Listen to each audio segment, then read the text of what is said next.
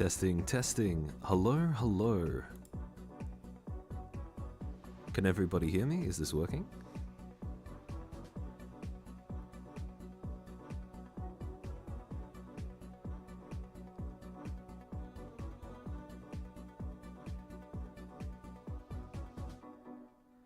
Yo, yo. Hello, hello.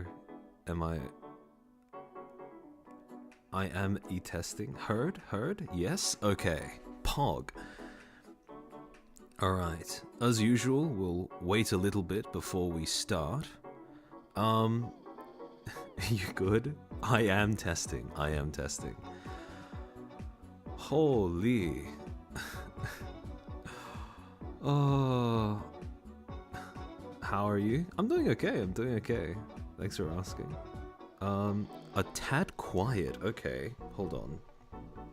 I woke up today with a lot of phlegm, and I think I went a little too hard on coughing all of it up, so I may be a little less less loud than I should be. Is it still quiet, or is this like slightly better? Testing, testing. Hold on, give me a second. Pretty cold. Yeah, it is pretty cold in Australia right now. The thing about Australian winter is that on its own, it's not like objectively speaking, it's probably not that bad. But because of the fact that the climate's usually so warm here, it feels really cold. I'm okay, don't worry. Also, I was going to say, looking through this Offkai thing, I really do feel like over the last 2-3 years, VTubing as an industry has been going through its baptism of fire. Because I think this time last year we had the entire Bao getting scammed situation where a whole bunch of creators were taught a very painful lesson about how con artists and scammers were eager to enter the space to prey off of people that had more money than experience.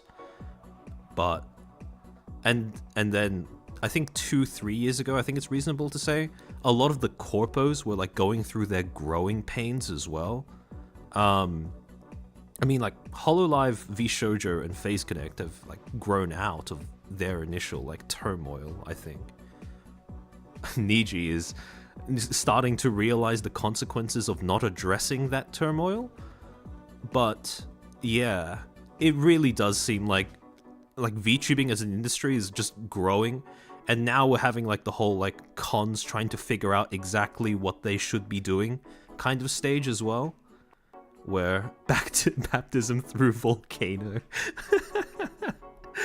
Yeah, I predict either at the end of this year or sometime next year, VTubing as an industry will become prominent enough for mainstream journalists to start trying to invade. That is my prediction. I think it's starting a little bit already. You have papers like Polygon and The Verge, which are kind of mainstream adjacent, starting to look into VTubing with more interest. But yeah, about a year from now, be ready for the kind of, the journo advent to arrive in VTubing. Anything but that. Oh, thanks for the super, Tinklin. It's easy to forget the industry's still very new, and many lessons other industries have already learned are being learned now. Oh yeah, for sure. There are a lot of parallels between VTubing as an industry and the entertainment industry, right down to the whole the kind of predatory way in which some of the corpos that are now either dead or dying, the smaller ones I mean, how they seem to solicit people on the younger side on purpose, on the basis of allowing them to fulfill their dreams, but just screwing them when it comes to payment and stuff like that. So yeah. Oh, fuck no. As a gamer, please no mainstream journalists.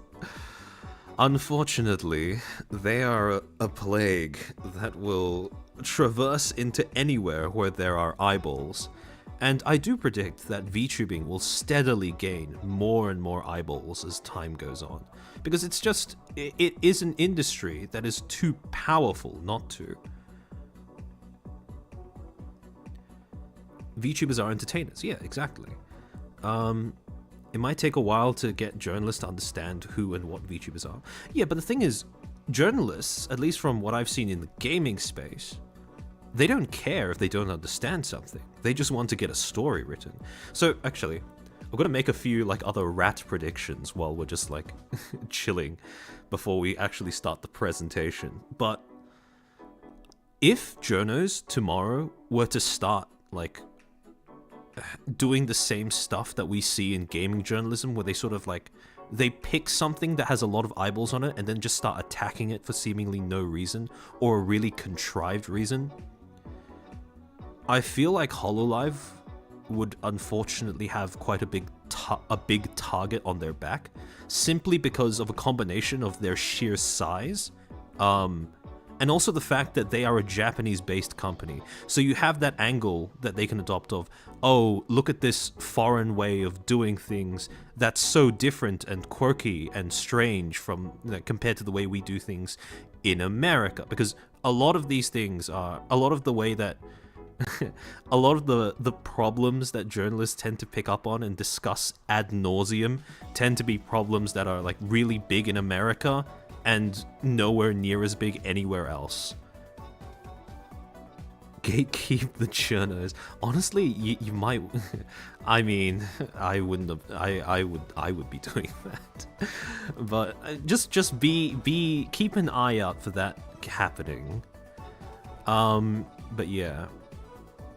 I am also a little bit like, if I am thinking about who journos would report on in terms of which corpo, the ones that are based in EN-speaking countries might also be a little bit of an easy target, just because of the fact that they are based in an English-speaking country, so they would be easier to like sort of, I don't know, how do I put this? Strong arm or attempt to strong arm than a company that's based in an entirely different country.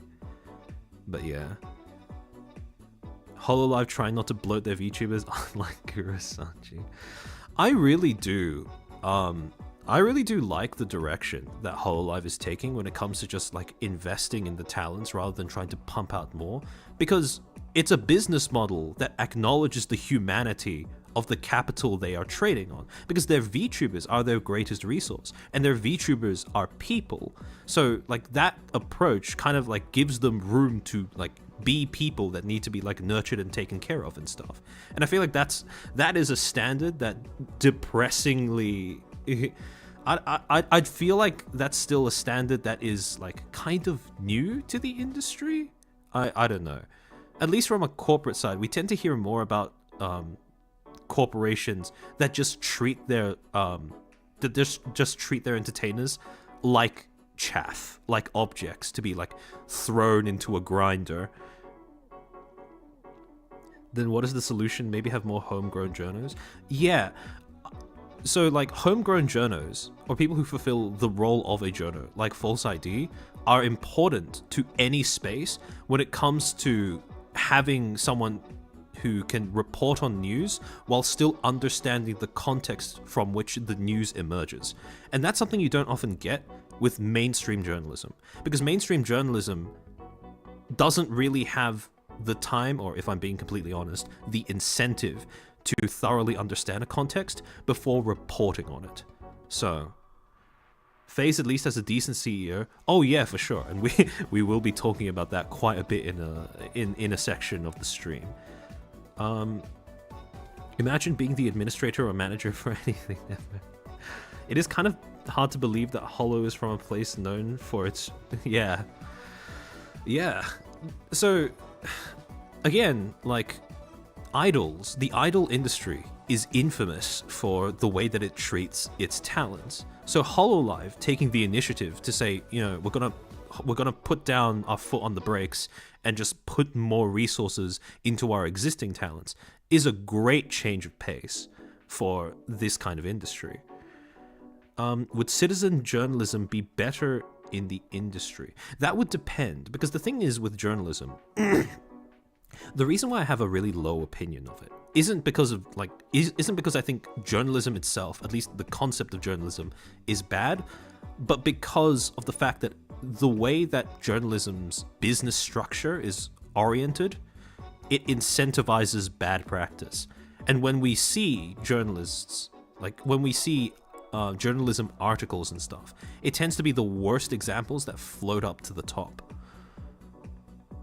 So I don't know if citizen journalists are necessarily like blanket statement better, but because at the end of the day, they would still have to fall into roughly similar, if not the same, payment structure and business structure. But my opinion of corporate journalism has been getting very, very low over the past few years. Imagine journalism that uses 4chan rats as its source. Citizen journalism is just as prone to misinformation. It's more about finding the one who follow good practice. Yeah, exactly. Although it does need to be said that citizen journals might not have as much like pressure as corporate journals, because corporate journals have like an editor and stuff that are pressuring them to pump out stories following a deadline and a timeline and a schedule, whereas a citizen journal is free to like, you know, stretch out their time however they want. So all right, let me just switch to the main screen. All right. That's why hobby journalism tends to suck. Yeah. I know some journals that are good ethically and all of them are fired. I mean, the best type of journalism is investigative journalism. And I think last stream, I already talked about how like investigative journalism as a trade is dying because the better you do, the worse your life tends to be.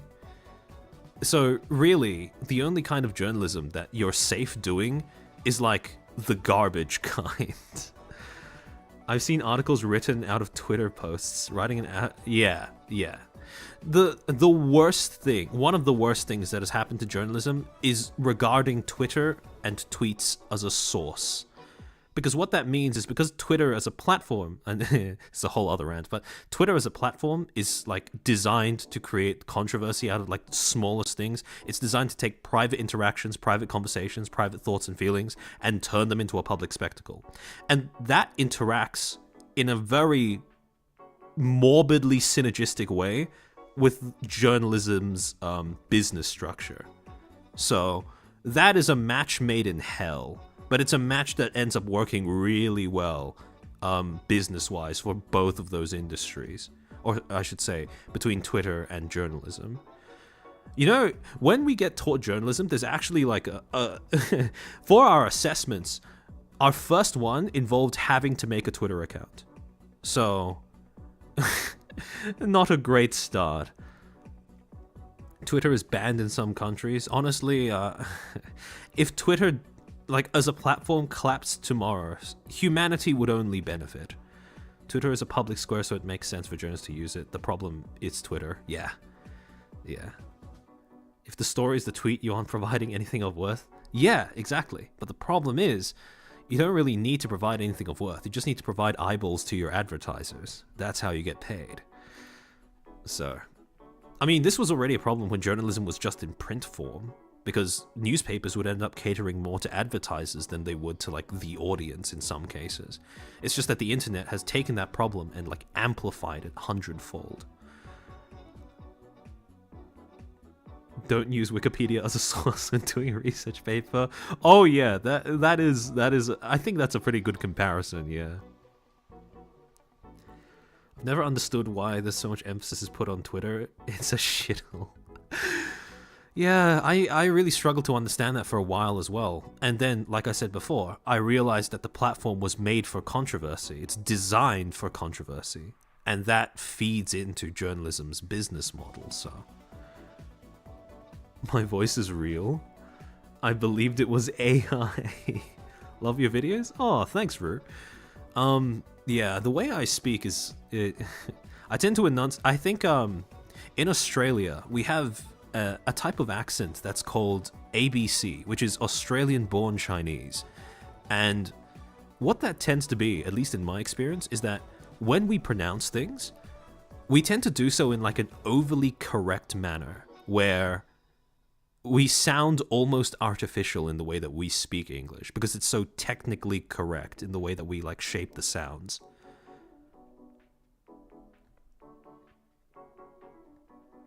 Becoming a game of painting target on someone's back, yeah. I want to live in a cabin in the forest. I wouldn't blame you, Alright, I think we've waited long enough. We can begin the seminar. Alright, so... I'm just trying to think if I have any disclaimers I want to get out of the way first. Alright, so... Same thing applies as always when I talk about anything that's remotely negative. Please don't try to like contact, harass, whatever, any of the people involved in the situation. This situation has already been resolved. Everyone would like to move on.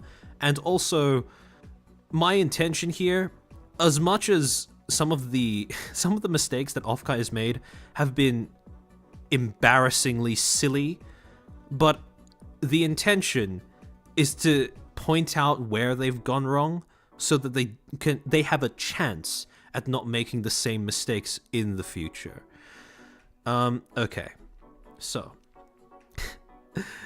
throughout the entire situation, the thing that has made Offkai fascinating to watch is the fact that in between controversies, you could see in real time the goodwill draining out of the public with with everything that popped up. So for people who watched my first video, this tier list might look a little familiar because it's the tier list I used to judge how Niji Sanji was doing PR-wise with their strategy around the Selen termination. And to be fair, again, you can kind of see Offkai moving gradually from the bottom closer and closer to the top every time they have a controversy. But before we get into like actually taking apart what was going on, oh, Tinklin, thanks for the super, paying my school fees. So yeah, thankfully, we have now that everything seems to have passed by and resolved itself, we have a concrete base to do a complete analysis of what has been going wrong with Offkai. But before we get into actually dissecting it, we need context. If you don't know what Offkai is, it's basically a VTuber convention that's hosted in California annually. So, for the purposes of explaining the controversies that Offkai has gone through, the three main ones I want to focus on are these. So the first one being the Etheria incident, the second one being the Kirsha incident, and the third one being the Phase Connect incident. And I'll go through what goes into, like, you know, what went into each of these three as well. So, oh boy. Okay, so with the Etheria incident, to understand this, the full context, we're going to need to go all the way back to December of last year. December 20th to be exact, when they first announced that Etheria would be featured as special guests in their convention. And again, they have this promotional reply to their tweet on the 21st. But, as we all know, on December 25th, the Selen thing happened. And this was a mistake that Niji Sanji made that they are still paying for today. However, while this was all going down, if you guys remember, Height, which was a business partner, I think a PC building company that was paired up with Niji Sanji, dropped their partnership. You had a lot of other people dropping their brand deals, partnerships, sponsorships, whatever with Niji as well. And Offkai was no different, except people who were going to attend Offkai, people who had bought tickets and badges, would not be hearing about this for the next few months, until the 5th of March, when False ID made this tweet. Hearing of strange VTuber guest and vendor rejections from Offkai Expo 2024. DMs are open. Reach out if you wish to share, even as anonymous. And the image that he attached to this tweet was a photoshopped version of Offkai's guest page where they prominently featured Niji Sanji's, etheria. And he photoshopped that next to the notice of rejection of Offkai Expo guest application. Now, I'm pretty sure the insinuation here was that Niji Sanji might have had something to do with the guest and vendor rejections. Sorry, give me a second to sneeze. Okay. So yeah, I'm pretty sure that was the implication. But then Offkai replied by saying, "We're deeply concerned to see there's talks of strange guest and vendor rejections and would like to assure people that Niji Sanji has not influenced our guest or vendor hold decisions at any point in time." But that wasn't the end of it, because then, on the same day, they posted this important announcement. After thoughtful consideration, Offkai Expo believes that recent events have resulted in an environment where etheria appearing would not be conducive to a positive convention experience for any Color Inc.'s livers or our attendees. As such, Enna Alouette, Millie Parfait, and Reimu Endo will not be appearing at Offkai Expo 2024. Badge refunds may be requested until April 30th at their website. We apologize for any inconvenience caused. And then they replied with this: "For the record, this was a decision made 2 weeks prior and no relation to today's events and misunderstandings. Thank you for your patience." Now, there is a very obvious problem with only announcing this after False tweeted this, because regardless of what has happened behind the scenes, and I think it is very realistic to assume that Offkai wasn't able to talk about this publicly until Niji gave them the all clear due to some sort of legal or business agreement that they had between them, this really does make it look like they are only announcing it because of False. And again, here's the thing. From the public's perspective, they had 2 weeks from the time that they made this decision to inform the public, and they didn't. So while it might have had a legitimate reason, they very much look like they are having their hand forced. They aren't announcing this of their own volition. And I want you to keep that in the back of your mind when we go forward, because that will become a recurring theme later on. In response to this, the day afterwards, False then made, one of his videos where he talked about this happening, in addition to a bunch of other VTuber news. But the main angle that he went with in this video was Offkai dropped etheria. So, I want to briefly touch on the difference between drama and journalism. So, a large criticism of False's video was that he was breaking journalistic integrity because, to put it simply, he was responsible for the event on which he was reporting. And I want to push back against that, because here's the thing. Even though news includes both drama and journalism, there is a difference between the two, and the difference comes from the purpose behind the news and the involvement that the reporter has in creating the event that is being reported on. So, for drama, the purpose of drama is to create controversy, create discussion, and usually if a reporter has a higher degree of involvement in the main event that's being reported on, that leans closer to drama than it does to journalism. Journalism is quite different because the main intention, the main purpose behind journalism is to inform. And for journalistic ethical standards all revolve around the shared principle of not creating the thing that you are reporting on. So, here's the thing. When people were criticizing False's video as being drama, what I assume was going on was that they were conflating his video with his tweet, because this can reasonably be construed as drama, because False is soliciting people's information. He's soliciting discussion around the topic of possible guest and vendor rejections. So the tweet, can be construed as drama, but the video is not. And the reason for that is because the video centered around the fact that Offkai had dropped these guests seemingly without telling the public. And that is something, a decision that False had absolutely no control over. Even if you believe that Offkai only announced the drop of Etheria because of False, that's not the main premise of his video, nor of his reporting. So again, this falls more into journalism, this falls more into drama, and this is like a broader issue when it comes to people conflating different types of content that people make on different platforms as well. So yeah, that was the whole Etheria incident.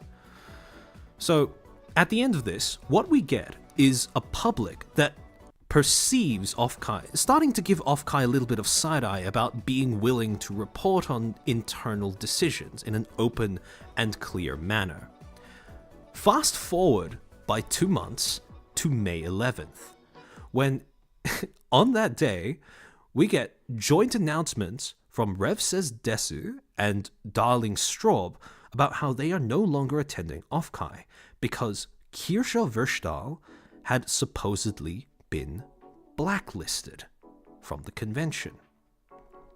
Now, again, this is a pretty bad look because this was the first time that the public had any inkling that this was going on. But at this point, it's just speculative. The only thing is, later on in the day, Kirsha herself went live and, among other things, confirmed that this was true, that she had indeed been blacklisted. And her, the section where she was talking about this was signal boosted by Azahara. So already, again, I want to remind you, at this point in time, Offkai has not said anything about this happening. We are only finding out from 2 creators that were not directly affected by this, and the creator that was. So again, not a great look PR-wise when it comes to your willingness to communicate and be open with things to the public.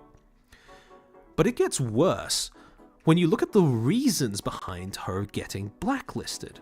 Because Kirsha tried to contact Offkai's staff to ask for the reasons behind her blacklisting, and what she was given were a bunch of keyword-searched, hand-picked tweets that were taken out of context, all of which were taken out of context, and with the implication that she was quote-unquote too controversial to attend. And as to why these tweets, as to who these tweets were too controversial for,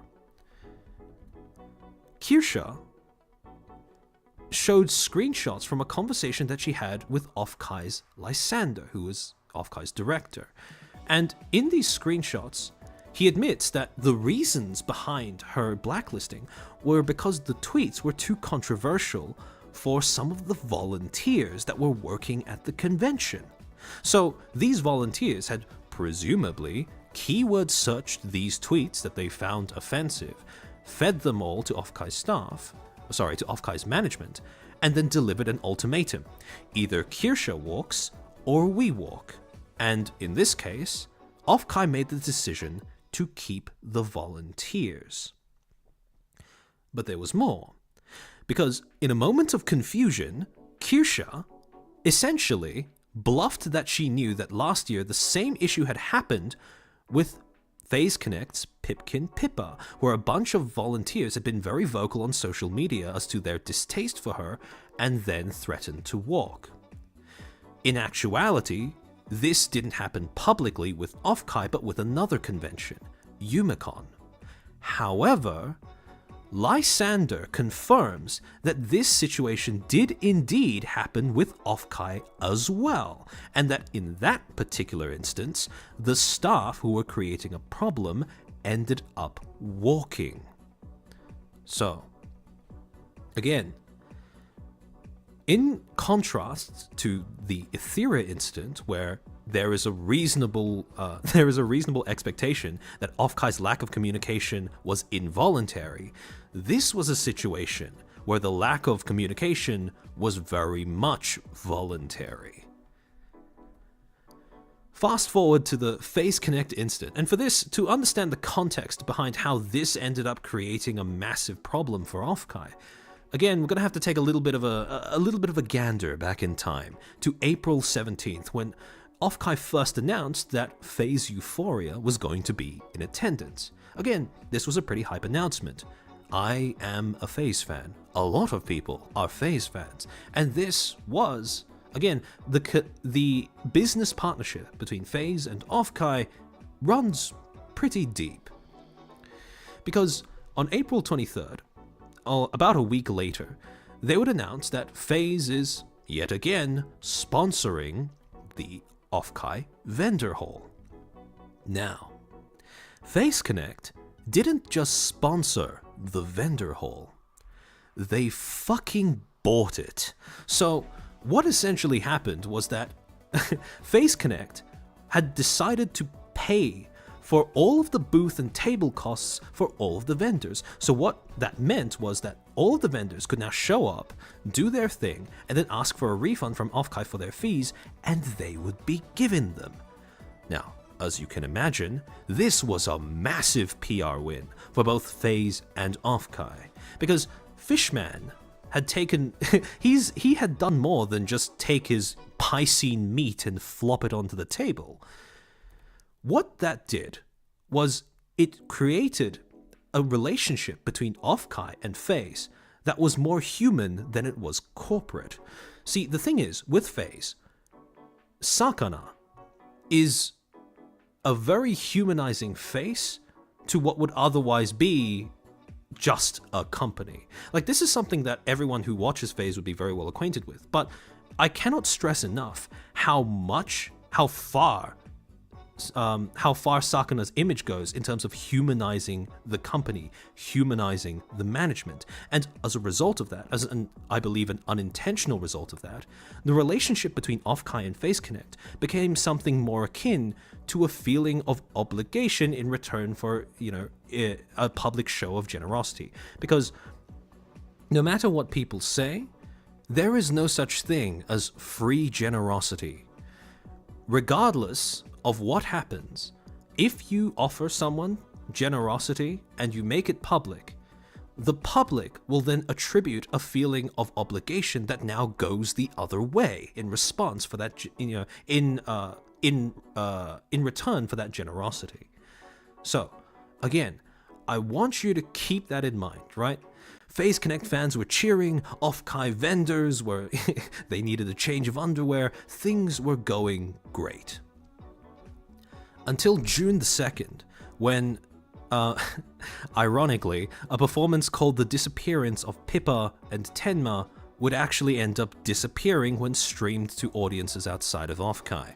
So essentially what happened was this performance was streamed live on Twitch from Offkai's account. And after, I think, a single performance by Tenma, the performance was interrupted by a series of ads.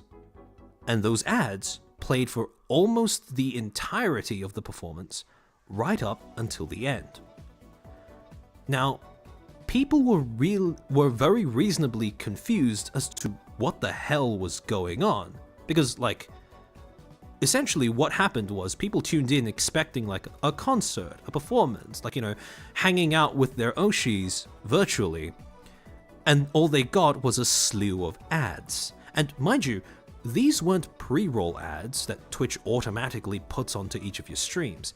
These were mid-roll ads, which are put on your stream at the discretion of the streamer. Later on in the day, Offkai would put out a tweet where they addressed the situation. We had some internal miscommunications regarding the streaming of FaZe Connect's panel, resulting in an unintended broadcast and poor stream experience. As always, we appreciate our friends at FaZe. Now, leaving aside the fact that this is very obviously a rushed tweet, it's very vague. And the reason why it being vague, well, I mean, like, look at it. Internal miscommunications. What on earth does that mean? So, bear in mind, this was a very vague way of addressing the situation. And on its own, that wouldn't have been a problem.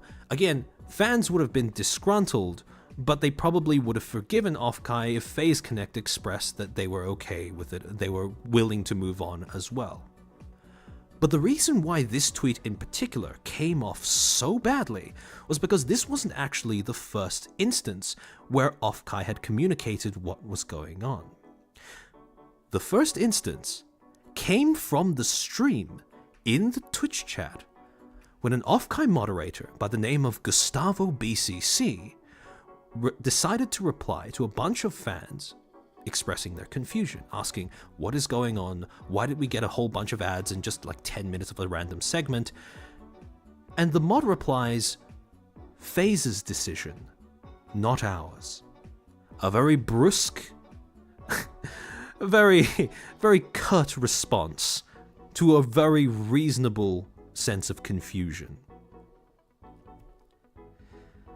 This guy, Gustavo BCC, would go on to become a defining feature of a lot of subsequent discussions and speculation about what actually happened during this event. And that leads us in to the main problem that Offkai has faced throughout the entirety of all three of these controversies.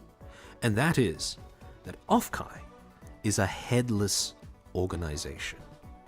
Now, I'm going to do a little bit of a thought experiment. Actually, you know what? Just give me a second to hydrate for a little bit, because I can feel my voice starting to get scratchy. If you're in the audience and you have like a drink or something at hand, just take a hydration break with me.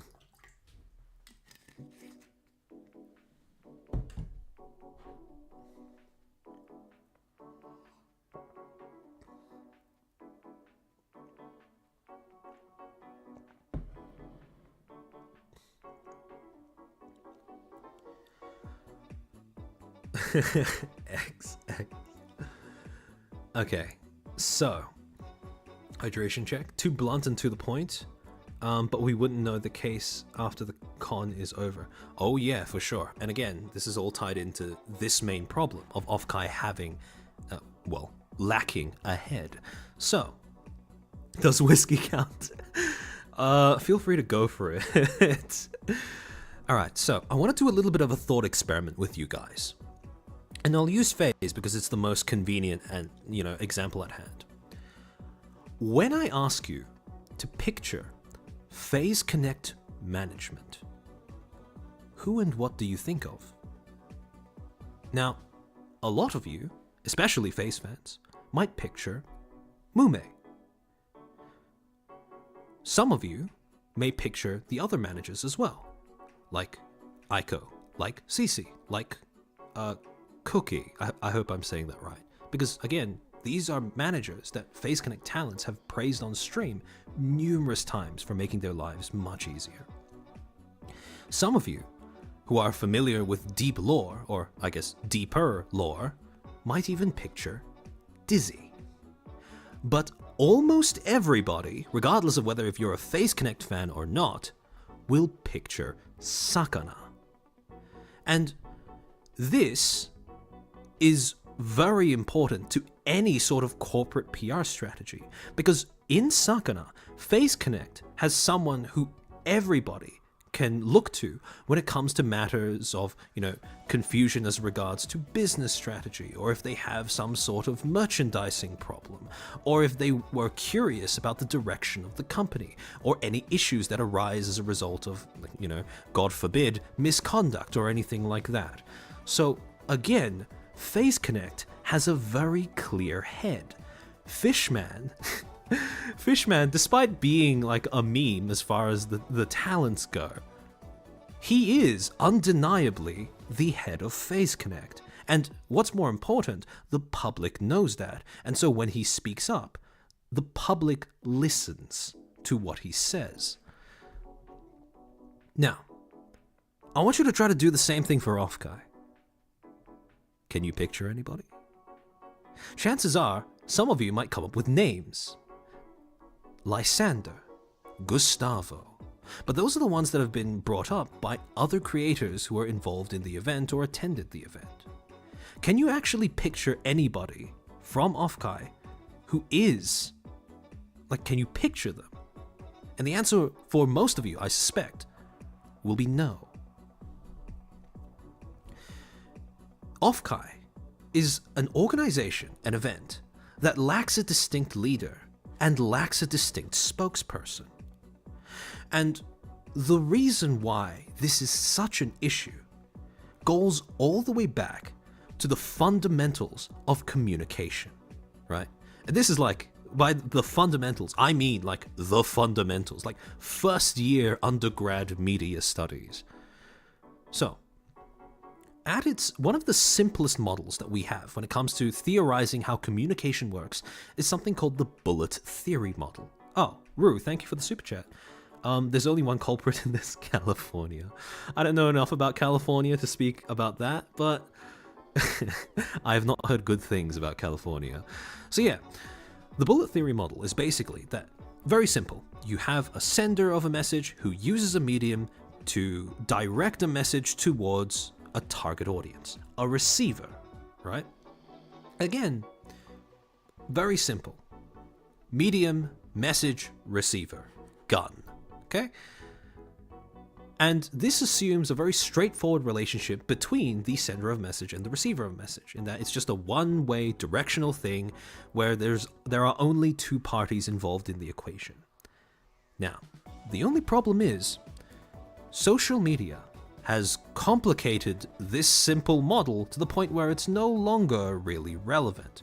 And it's done that by introducing a bunch of new variables, so that nowadays, instead of this being an accurate representation of how communication works, it looks more like this. Now, there are two things that social media has done to change the way that that model works. First of all, everything has an audience now. Regardless of what you're doing, there is always going to be a peanut gallery either watching what it is you say and do, or waiting for you to say and do something.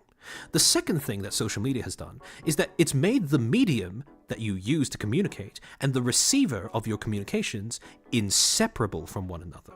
Now, what that means is, regardless of whether your message hits or misses, it will now stay on that medium. And when this audience looks at you trying to communicate to see what is going on, they will now be looking at your act of communication in the context of everything else you've said or done that has been preserved on a platform, on a website. And when you put it all together, you might end up getting a picture that you never meant to paint. On top of that, the messages that other people say in the same context of what you're trying to say will end up being preserved as well. So they will be taken as part of your communications, regardless of whether you like it or not. And again, the result of all of this is that people are now less focused on this and more focused on this. So, how does that work when it comes to Offkai? One of the things that we get taught about in PR is the difference between an audience and a public. Now, a public is a sort of media-specific term that basically just means a targeted audience. And the reason why it's important to make a separation between these two is because an audience is just who happens to be watching, whereas a public is a group of people that you have, you've essentially profiled. Part of creating a public actually involves like creating individual profiles of people, real life people, or people who could be real life, who you assume are going to be the target of your messaging. This, coincidentally, also happens to be why everything that is promoted on the basis of appealing to a modern audience tends to fall flat, because an audience, by definition, is unfocused, whereas a public is very much focused.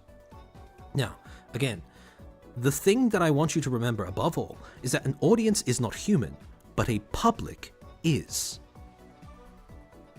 When it comes to PR as well, generally speaking, in our first year of doing PR, so this is like second year of media school, something like that, we're given like 4 basic models for how PR communication is done.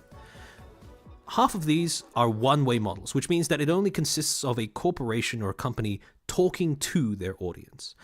The other half are symmetrical or two-way models, where, not symmetrical, two-way models, where it's consisted of a dialogue between the audience and the corporation/company.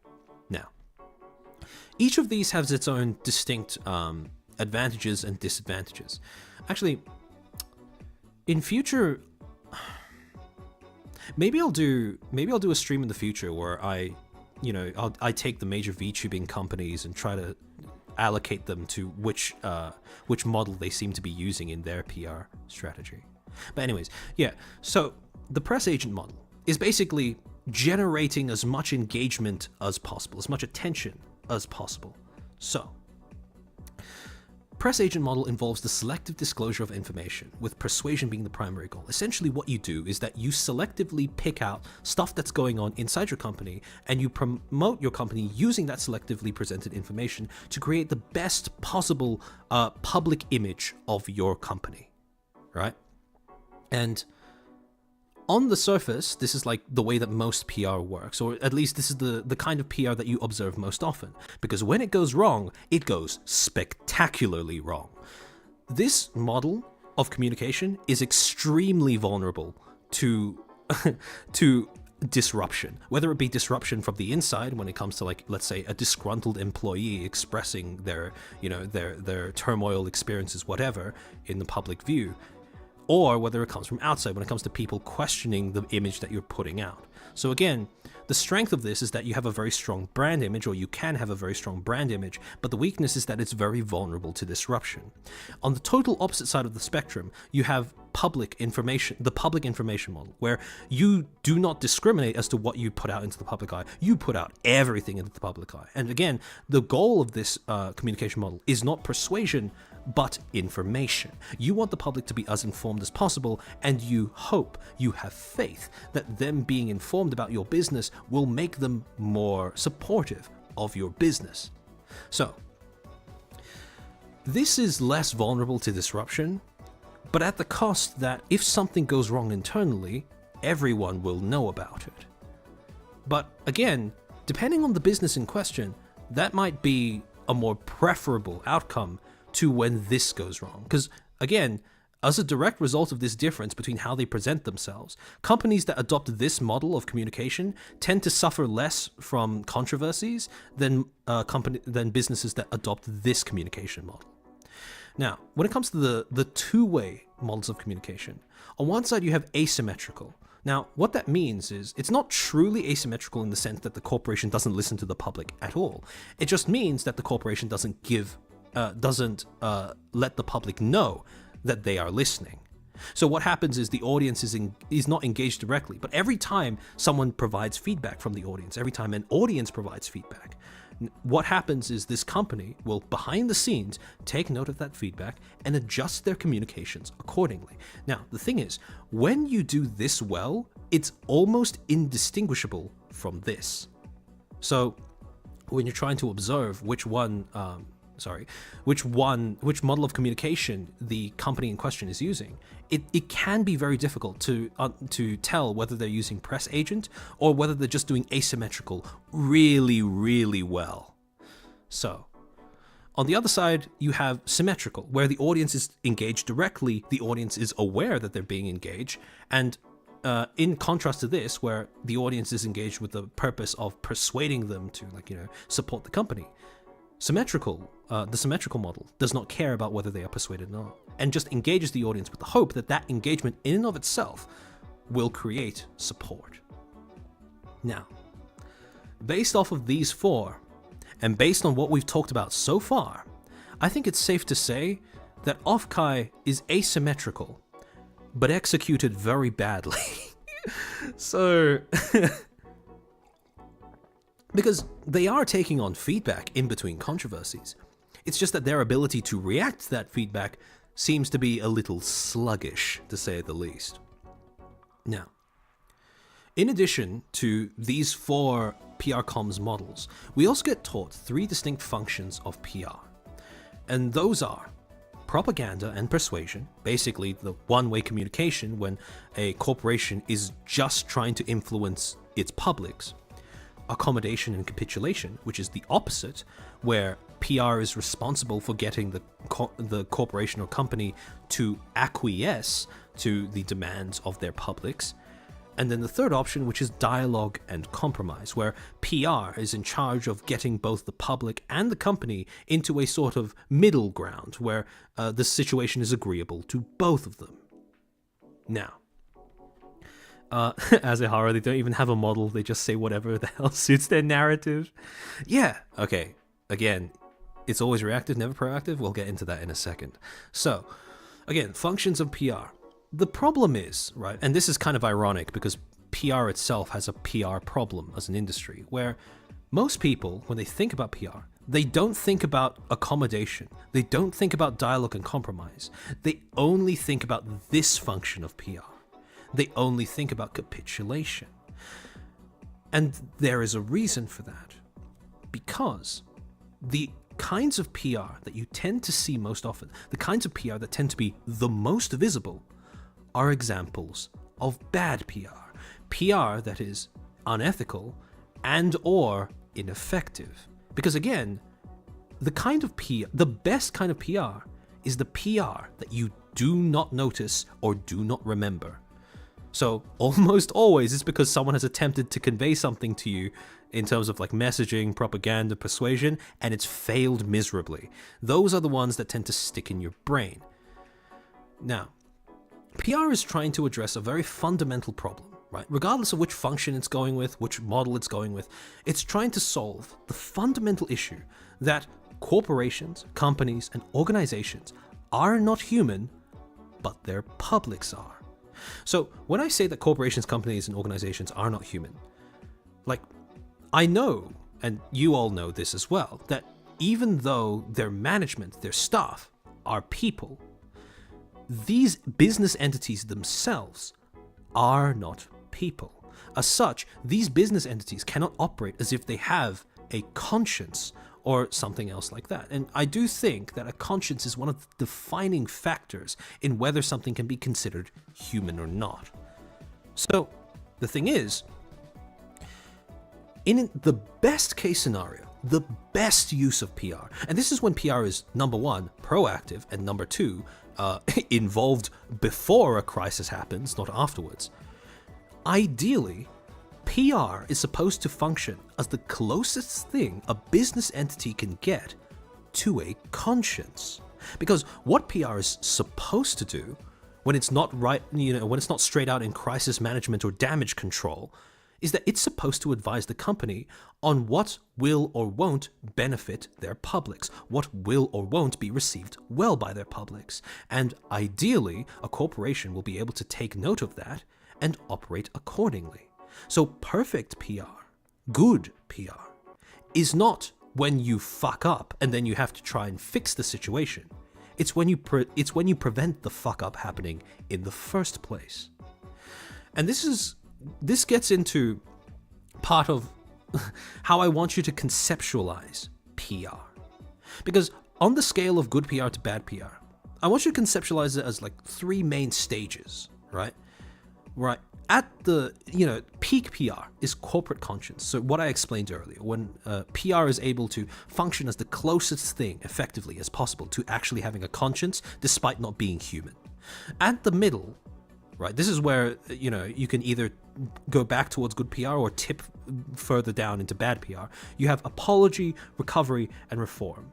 This is what happens when, a company either doesn't listen to what their PR is saying, or has made a mistake that is, or had, suffered from a circumstance that is outside of their control. And now the main objective is to recover, reform, and, survive, essentially, right?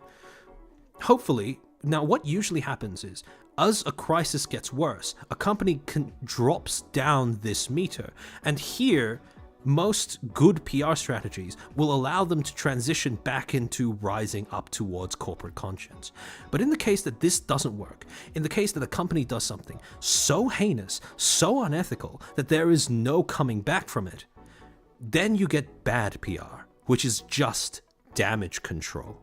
So another thing that I want to point out is that bad PR, when I say bad PR, I don't mean like ineffective PR necessarily. Bad PR is unethical PR. Because fundamentally, there's no point in trying to get across your messaging in an ethical manner if the thing that you're trying to communicate is fundamentally unethical. PR is incapable of giving a company, an organization, ethics at this stage. Because again, like I said before, at this stage, the company itself has done something fundamentally unethical that can no longer be hidden and can no longer be justified. So any PR they do will just be to minimize the amount of punishment they receive from the public, which means that it usually falls into the category of being, avoiding accountability, avoiding responsibility, and therefore unethical. Offkai, I would say, is like currently, or at least when the whole Phase Connect thing happened, around here, because they kind of missed the chance to apologize, recover, and reform when it was going down because of Gustavo BCC. But they aren't here yet, and I think we all know who is here right now, who is still here right now. So anyways, some of the features of good PR, and again, this is something that the people who watched my first video will be familiar with. 3 main features that I want to emphasize. One is proactivity and timeliness, which is basically your ability to address problems either before they arise or immediately after they arise. So like I said before, there will be some circumstances, some situations that arise that you have no control over. This is where the ideal virtue of proactivity is replaced by just being being timely with your response. Because when this is no longer possible, this is the next best thing. When something goes wrong, you want to make sure that you respond to it as soon as possible before damage is done to your public image that you cannot recover from. The second thing is professionalism, and this is something that PR has been emphasizing a lot over the past few decades to try and combat its own PR problem, where it's basically just your ability to have ethical conduct while you're doing your job, right? And this is why good PR is so close to corporate conscience, because this is essentially a balancing act between morality and business sense.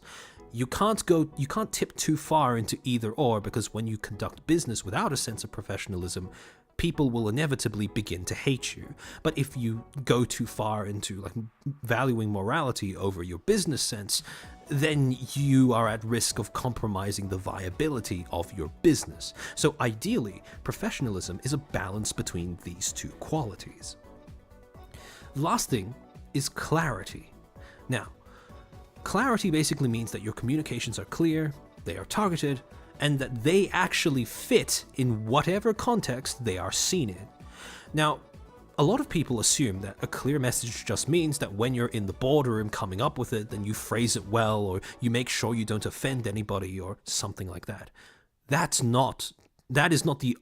is a part of clarity, but that is not the only part of clarity, because the bulk of ensuring that your messaging has clarity is actually looking at the context in which your communications will be occurring and understanding what other messages exist in that context that might affirm, contest, or outright conflict with whatever it is you are about to say. And unfortunately, with Offkai, there have been gaps in their approach towards PR that fall under each of these 3 categories. Already we can see Offkai failing at the first and the third. They fail at the second too, for reasons that we'll get into in a second. And the thing that makes Offkai's mistakes so important to learn from, I suppose, is the fact that any one of their mistakes on its own probably would have been fine. But when all 3 are put together, each controversy compounds the impact of the one that comes after it significantly, to the point where, when you really look at the 3 controversies in the context of one another, you get a picture that looks a little bit like this. So, okay, I'm gonna take another hydration break because I can feel my voice getting a little scratchy.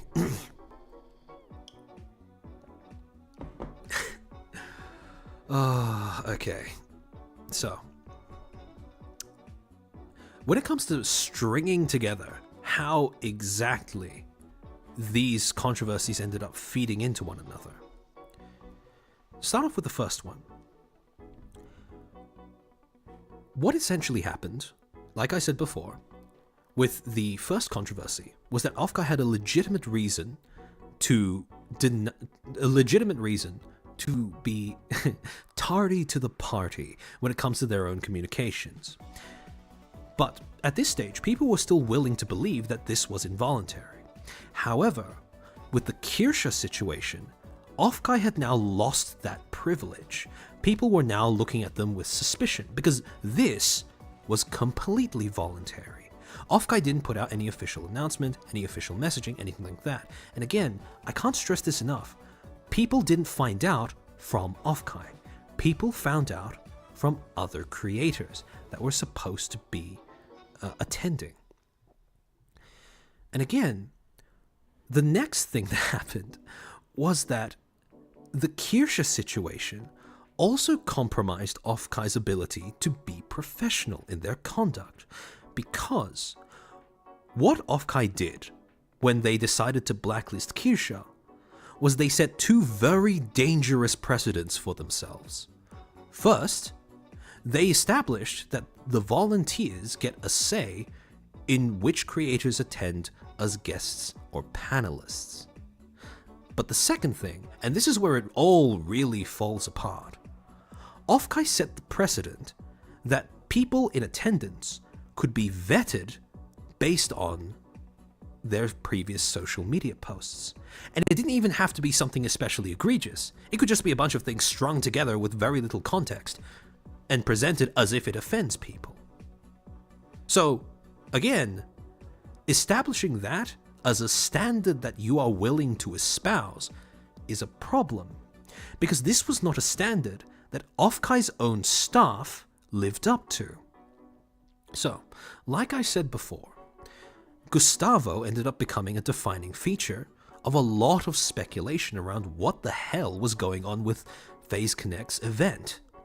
So, because this had now been established as a precedent, people started digging through Gustavo's social media.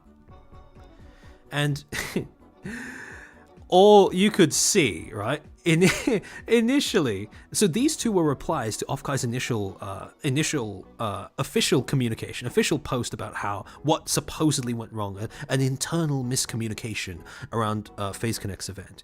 And this was Trigger Point coming in with the steel chair to really, really put into context the kind of person that had now come to define Offkai's decision-making communications by speaking up in response to people in the chat in this manner. Again, people probably would not be doing this if Offkai hadn't set that own precedent for themselves with Kirsha. So essentially by doing that, they had just shot themselves in the foot, because when people actually did start combing through Gustavo's posts, what they found was that Gustavo very publicly expressed a distaste for Pippa as well as Kirsha. And again, Kirsha got booted for far less than this. This was an explicit sort of, how do I put this? An explicit snipe at a member of one of the main sponsors, one of the largest sponsors for this event. And the fact that Offkai did not pick up on this when they set that precedent with Kirsha is very frankly embarrassing. Now, the problem is, when I talked earlier about needing to take into account the messages that are occurring in the context within which you try to communicate yourself, the problem that Offkai was now facing is that they were trying to communicate this when this already existed in the space. And what happens is that this sole remark, FaZe's decision, not ours, recontextualizes what Offkai could mean by internal miscommunications. Because, again, I can only assume that this was not information that was supposed to be shared with the public, because this was not information that you could glean by looking at this post by itself. And here's the thing. When you look at internal miscommunications in the context of this now becomes a blame game between FaZe and Offkai. Because this makes it sound like the internal miscommunications came solely from FaZe Connect. And again, you can say that that might be the case, you can say that that's not the case, but either way, it's not a great look when you start blasting the sponsor that bought out your vendor hall. And you could see that happening in real time. Because people started to pick up on this, and now, because of what I mentioned earlier with the sort of obligation-based relationship that FaZe now had with Offkai, that was now rearing up to blast Offkai in the face. Because everyone was now talking about, damn, I can't believe you've treated Sakana and his company like this. Why did you do this? This can only be construed maliciously. And again, in fairness to the people who were saying this, it does look malicious. Because at minimum, best case scenario, you are now playing a blame game. At worst case scenario, this really does look like sabotage, especially when you put it in context of what Kirsha went through. So, I can't stress this enough. This would not be a problem if it happened on its own. It's only made worse because of everything that happened before it. And not only that, other creators started jumping in as well. So you had Alara who confirmed that even though she has done work with a lot of other creators, she was rejected from a panel. And again, on its own, not much of a story. But now that you know that there are insidious bad actors in Offkai, regardless of how sparsely they may be distributed, this is now a question that is worth asking. Same thing with Nanobytes, where she stated, assuming that shit's true, Offkai, what the fuck y'all doing? Even though we don't have confirmation whether it's true or not, based on past things, I wouldn't be quick to doubt it. It's just super petty. And again, I can't stress enough, the only reason why this is actually something that holds water is because of Offkai's own actions. And then you have Legal Mindset coming in with the Offkai Expo Volunteer Agreement. And there is a specific section of the agreement where Offkai really fell through the cracks. And that is the fourth paragraph. Only designated officers may speak on behalf of Offkai or its sponsored events.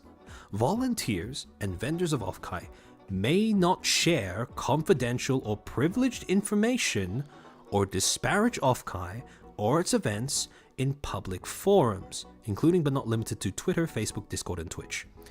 So, again, that whole thing about FaZe Connect making the call as to play ads instead of to stream the event, I can only assume that was not information that was supposed to be shared, because that was not information that was shared in Offkai's official announcement.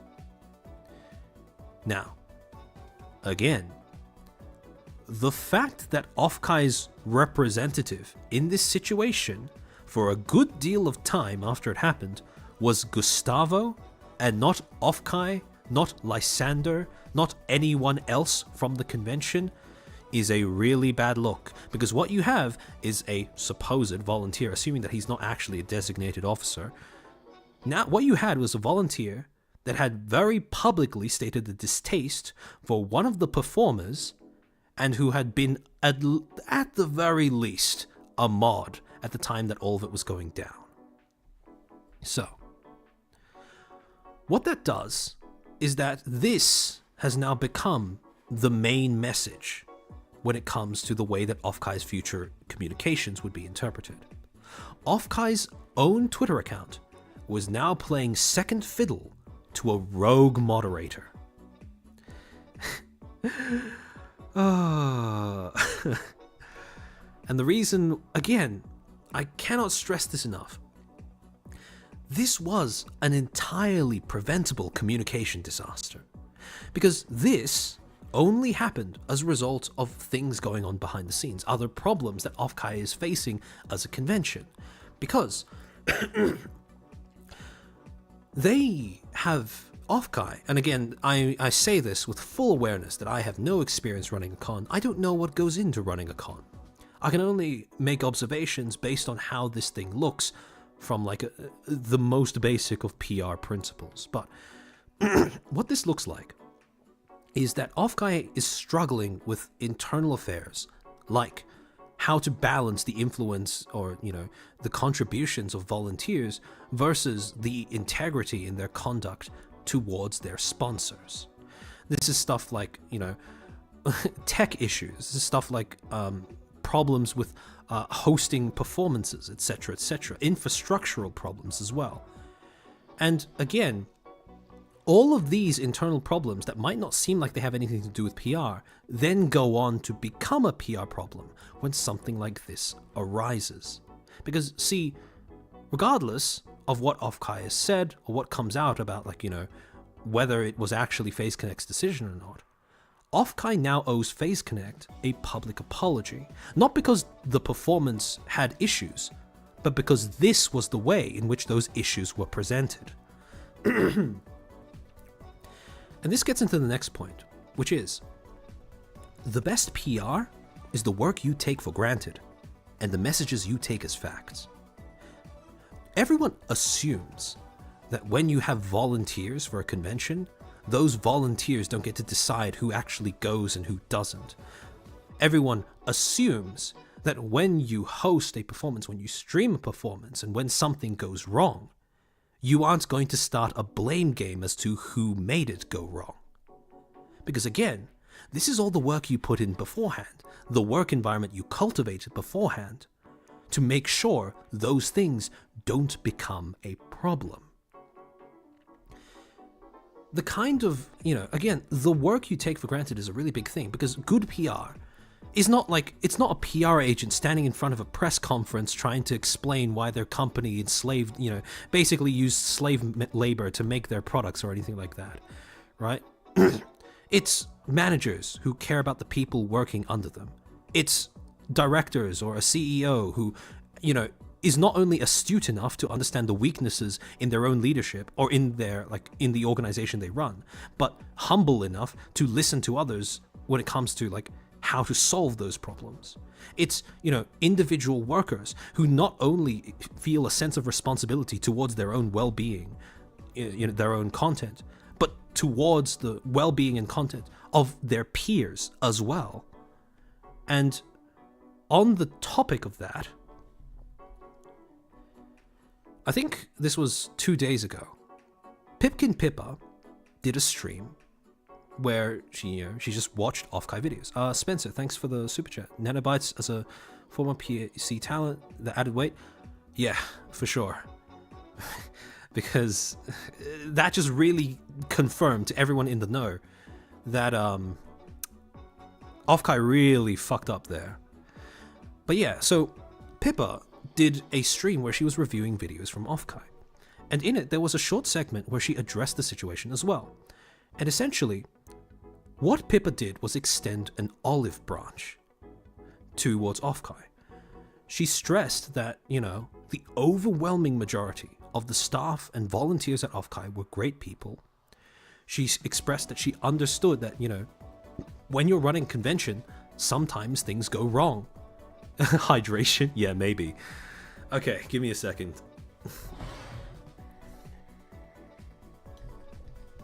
Man, my water's chilled now. It was boiling hot at the beginning of the stream, and now it's running cold, which is making it slightly less effective.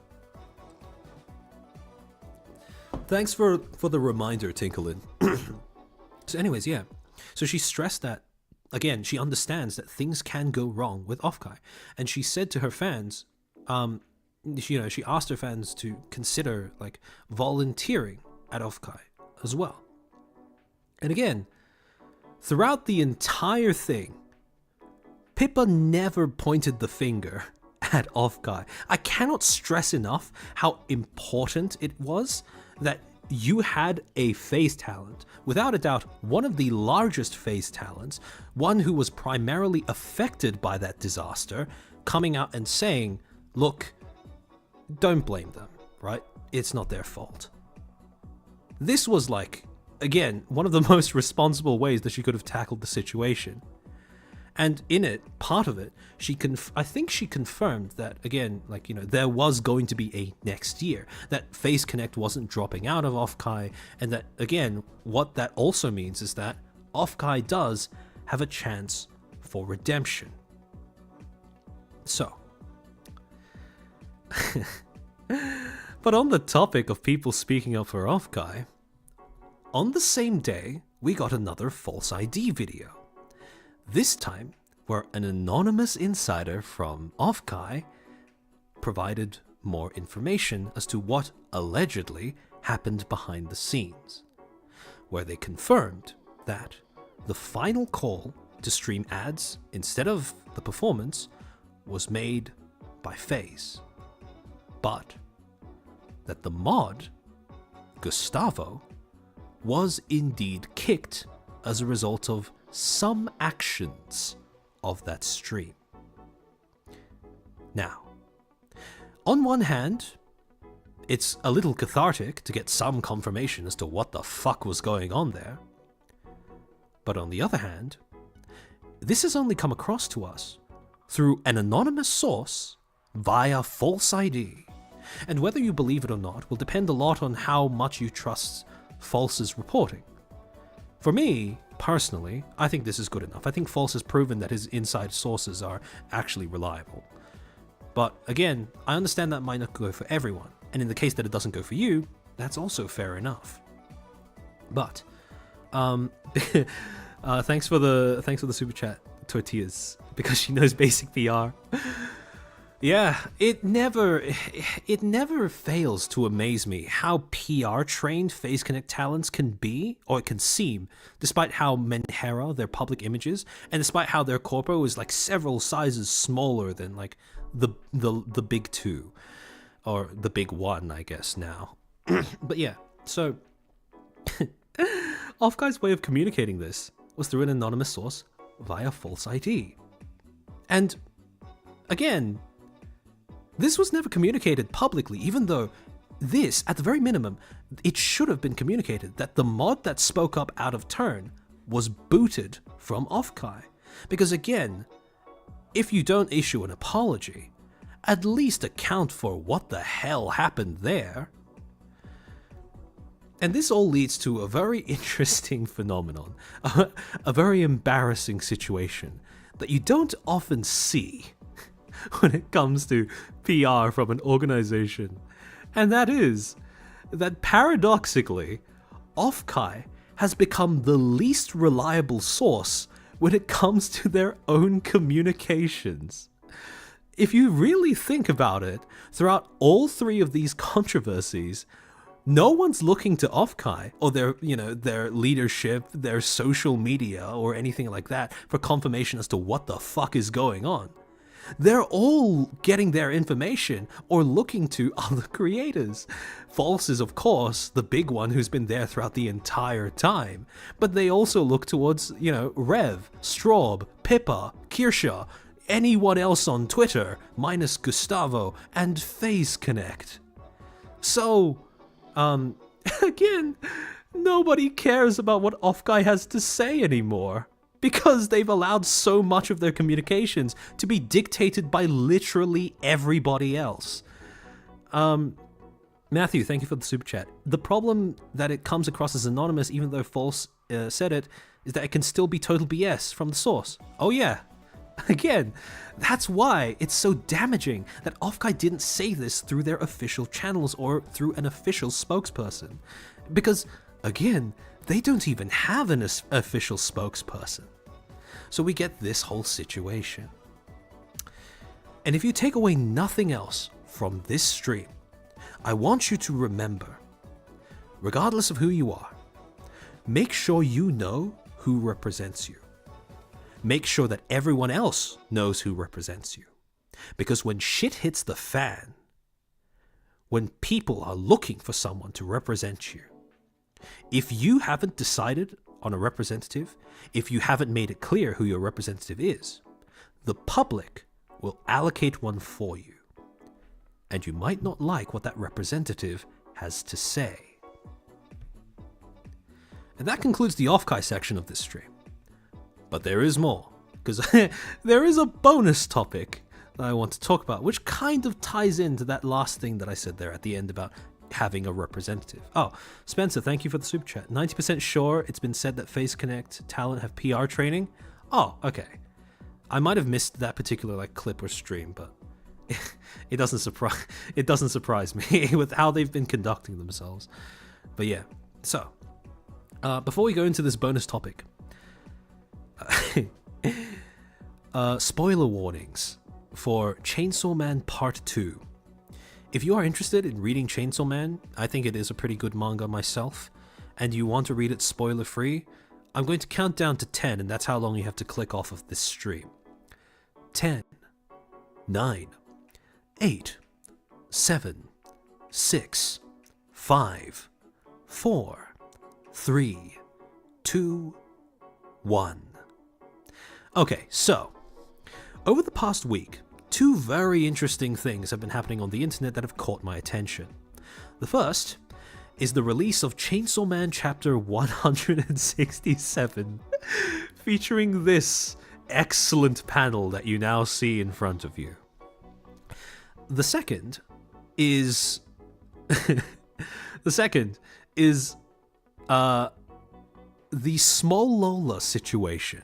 And I'll explain what that is in a bit. But not only the Small Lola situation, but Ilara's interview of Small Lola. Spoiler, Malcolm, thank you for the super chat. Denji got a hand. Yeah, we'll get into that. So, to explain what each of these situations are. Essentially, this week, a new Chainsaw Man chapter released, which basically featured the protagonist getting a hand job with, again, dubious consent from a girl possessed by a demon, right? Essentially, this is me dumbing it down a lot for people who have never read Chainsaw Man. So essentially, the protagonist gets a hand job from someone who's possessed with dubious consent throughout the entire thing. And Twitter really honed in on the idea of it having dubious consent, right? Because as Twitter is wont to do, they took one part of this, they reduced all of the nuances, all of the plot points that were going on in this part of the story, and dumbed it down to only one issue, that issue being dubious consent. And the argument came up about whether this was actually a depiction of SA. Shinji move and Lola was nothing burger? Tortilla? Yeah, but there are some lessons that I do want to extract from both of those situations. So the first thing that happened was a lot of people were starting to dogpile on Fujimoto, the creator of Chainsaw Man, by saying that he was platforming SA or something along those lines. They were up in arms about the fact that this author who made a story that they loved so much dared to portray such an awful experience. And this brings up something very fundamental that I really do feel like people on the internet are becoming less and less aware of, which is that platforming something, depicting something, is not the same thing as promoting or condoning it. While this was all going on in the same week, we had the whole Small Lola situation. Essentially, for those who didn't keep up with it, and honestly, if you didn't, I don't blame you, this indie VTuber, this small creator, went about, and this is my personal judgment on what went on, by the way, decided to launch a self-promotion campaign where she made her model very similar, and she made her mannerisms very similar to Shy Lily's. And this sparked a whole controversy that lasted several months about plagiarism and, well, the ethics of having a character model and character persona that was dangerously close to another creator's. Now, dolphin bit. Anyways, in addition to that, Ilara decided to host an interview with Small Lola where she could get, Small Lola's side of the situation. And when Ilara announced that interview, you had a lot of people coming in from the side criticizing that decision. Giving a platform to people who get caught doing backhanded things makes you complicit to their rage baiting just for views. You're only helping that person grow and gain more sympathy points from an incredibly impressionable and easily manipulated community. Respect levels down. So here's the thing. A lot of people criticized her in the same ways, where they equated platforming small Lola to defending or condoning or promoting her as well. And again, that's an assumption that I want to push back against. So, the first thing that kind of bothers me about this assertion is that it really infantilizes the audience. People are not nearly as gullible as takes like this tend to portray them as. Because, I mean, I'm pretty sure that if you're over 18 years old, you do have the critical thinking capacity to look at small Lola's model, hear her voice on stream, and conclude that, yeah, the imitation is a little blatant. However, the fundamental thing that I want to get across is that promoting something and platforming something are two different things. With a catch, but we'll get into what that catch is later. But essentially, just because when you're deciding whether something counts as platforming or whether something counts as promotion, or actually even simpler than that, when you're deciding if something is promotion or not, there are two things you need to take into consideration. First is the intentions behind why that person was platformed, and two, the outcome of platforming them.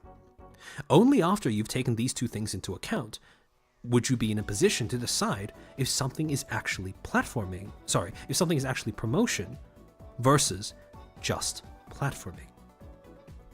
Now, Asehara, nah, we are past that point. We have adults that don't understand critical thinking. I guess you're right with that. That is, yeah. Although I do feel like they're mostly concentrated on Twitter, though. I feel like if you use Twitter as a metric to gauge whether that is the case in the general population, you are going to get a little bit of a skewed representation, because Twitter itself as a platform is designed to discourage critical thinking. So, a few things with Elara's interview. Now, with the interview itself, the intentions behind it. Several times throughout the interview, and several times after the interview, she has explicitly stated that the purpose behind her interview was to reaffirm, one, that civil discussion is important regardless of how controversial a topic is, and two, that everyone deserves to have a say, or at least get to say their piece, before having judgment passed on to them. And again, these are two messages that I think most of us can get behind. However, admittedly, there were some parts of this interview where, as a result of, I guess, inexperience and maybe even a little bit of naivete, people would have assumed that she was just, that she wasn't really, quote unquote, going hard on Lola. A lot of these things I would put down to like inexperience. I think Elara did say this was her first time interviewing someone live. So these were things like not turning off sound alerts, taking questions from chat instead of having a pre-prepared list that you made yourself. Because, again, as an interviewer, I want to stress that it is very important, and it is part of ethical interviewing, that you make your subject comfortable with speaking. And Elara definitely succeeded at that. Or you could tell while watching the interview that she was trying really hard to do that. And as a result, she was exceedingly nice to Lola while she was on stream. The problem was, that kind of conflicted with what people, I guess, wanted out of that interview, or what some people wanted out of that interview. Because what Elara essentially did, right, is she gave Lola a platform to talk about the situation from her own perspective. And what ended up happening was she just held up a mic to Lola while Lola smeared mud all over herself. But the point in the interview, or at least the version that she posted on YouTube, where Lola's defense really starts to collapse in on itself, only happens at around 45 minutes, where it becomes really obvious. So as a result, you have that first 45 minutes where it just looks like Ilara's being nice. And I want to stress as well that the questions that Ilara were asking were not easy questions to answer. But I feel like a lot of people might have thought that she was a little too gentle with the way that she was asking them, because a minority of those questions came from chat rather than from Ilara. The second thing is that people were expecting this interview to be more like this, where she would bring Lola on stage, really rip into her, tear her defense apart, etc., etc. And again, I feel like people wanted this as a form of catharsis because they viewed Lola as getting away with an act of plagiarism when it comes to her method of self-promotion. And I want to make this very clear. Ilara herself expressed that even though by the end of the interview, she didn't believe what Small Lola was saying about this whole thing being unintentional, but she did go into that interview willing to believe that what Smaller was doing was not a deliberate attempt to create controversy and self-promote that way. Again, that is an admirable assumption to have, especially if you're an interviewer, because as an interviewer, you never want to walk into an interview while already conceiving of your interviewee as the enemy, right? That's something you'd never want to do. But again, I can see why some audiences would not have that same assumption going into the interview. I myself will not have that same assumption, but that's mostly because I've studied journalism and I'm very painfully aware of how viable controversy is as a method of promotion. So essentially, the way that I would view this, and the way that a lot of people view this, was that Small Lola played a stupid game and won a stupid prize, where this was a deliberate attempt at garnering promotion for her upcoming VTuber 2.0 debut or something like that, or at least a chance to get her name out there. And the thing is, what Lola was doing was most definitely, in my opinion, promotion. But what Ilara was doing was just platforming. Because by the end of this stream, I mean, if you try and search up how Small Lola's doing right now, I'm pretty sure her social media has been nuked. And I think the last thing that we were able to see from Small Lola was her saying that she was considering graduating. So right off the bat, the intentions behind this act of platforming was not really oriented around promotion of the person, but rather the reaffirming of some important values when it comes to online discussion. The second thing is that, well, the outcome of it, because Lola self-destructed so hard during the interview, completely without any pushing from Ilara, by the way, I think Ilara gave her the gentlest experience that you can expect when you're going in having done what you have as a promotional strategy. But yeah, Small Lola essentially self-destructed, and the outcome of that is that she's pretty much back to square one when it comes to establishing an online presence. Tortilla, buried by their own arguments if they did wrong. Yeah. So, did Ilara ever ask Lola about where the idea for her mod's design came from? I think she did, and one of the most damning things that Lola said during the interview was, "I don't watch Shy Lily, but Shy Lily was a huge inspiration for my model." And that is just a very long way of saying, I yoinked her design, even though I don't know her as a creator, and I don't know her content. So again, not a great look. And here's the thing, right? When it comes to promotion and platforming, there is overlap between the two, but in actuality, this is what that overlap looks like. Even though a lot of people will assume that they are automatically the same thing all the time, that's not actually the way that it works. Lamau, she pulled a Kanye.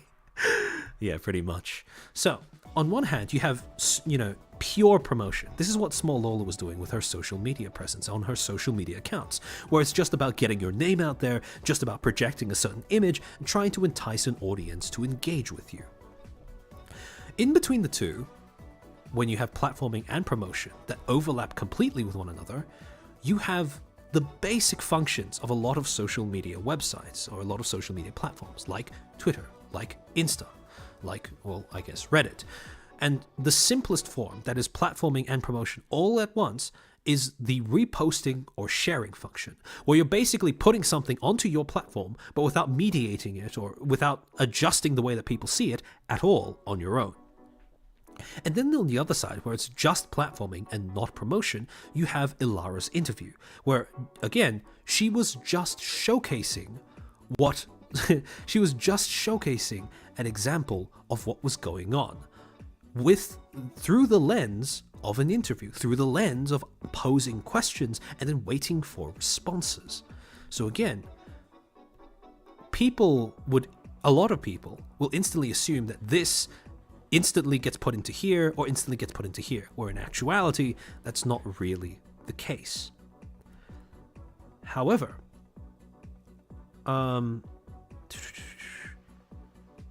she was full-blown manic in the moment she received any minute a minute ounce of criticism. I will admit that during the interview, Small Lola didn't appear to be she didn't really appear interview ready because, that's kind of apparent from the outcome of the whole thing. But yeah.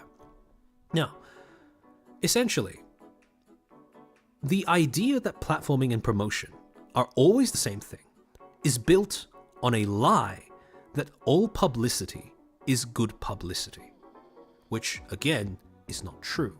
However, remember the asterisk when I said, platforming does not equal promotion. See, that is a lie that exists with an origin point. And the origin point is this. Because that separation between platforming and promotion only applies when there is an active user of the platform trying to assert this separation. But if you look at the way that these social platforms work, if you look at the way that they're designed, if you look at the way that they're built, there is no distinction between promotion and platforming because they are the platform. Oh shit, hi Rima. Hello. So yeah, essentially what happens is this sort of conflation, this absolute overlap between platforming and promotion is the default option when you're using these social platforms. And only when you're actively trying to separate the two do you get a distinction like this. So again, when people assume that platforming and promotion are the same thing, there is a reason for that. And this is that reason. All platforms are designed with this in mind, with the default features being that regardless of whether you're, regardless of how you're platforming something, that will always constitute a promotion. So again, this is how it actually works, but only when there's someone putting in the effort to make this distinction. This is the way things work by default. And I bring this up because the fact that platforms are arranged this way is what gives rise to a lot of the controversy that comes along with these small disagreements or small situations like Small Lola's. Because, let's be honest, Small Lola was doing this with controversy in mind. But, again, this was a controversy that only had legs because of the way that the platforms she was using to promote herself were designed. And this only blew up because, again, and this will be something that I end up saying a lot in my content, and I've said multiple times before as well. Twitter is a platform that is built on the premise of taking small disagreements, personal circumstances, personal stories, personal interactions, and blowing them all up into a public spectacle. There is a reason why the default option is that anyone can reply to anything you say. There is a reason why, on Twitter in particular, everything has the possibility of becoming a public melee. Again, Twitter is a platform where everyone on it is expected to say something about everything. And that really comes across in the mentality that a lot of people have towards the way that creators and individual users interact with each other on that platform. So, what happens when this is the default option on the social media platform that you are using? How do you deal with this? How do you address this? And the answer is, you refuse to feed into it by calling it out for what it is. This response from Shy Lily is unironically the perfect response to a controversy like this. If I were to ever make a handbook on how as a small creator, you should deal with controversy, this would be fucking framed, right? So, essentially, just reading through the response, people are waiting for me to say the wrong thing. I stay out of drama for more reasons than just I have better things to do with myself. Other reasons include that, at some point, you can never say the right thing. What am I expected to address? But since people won't leave me alone about it and even bother my management and message in Twitch chat, I guess I am sadly forced to say at least something. If I speak up against something and reveal that I'm uncomfortable with it, I am just a hater.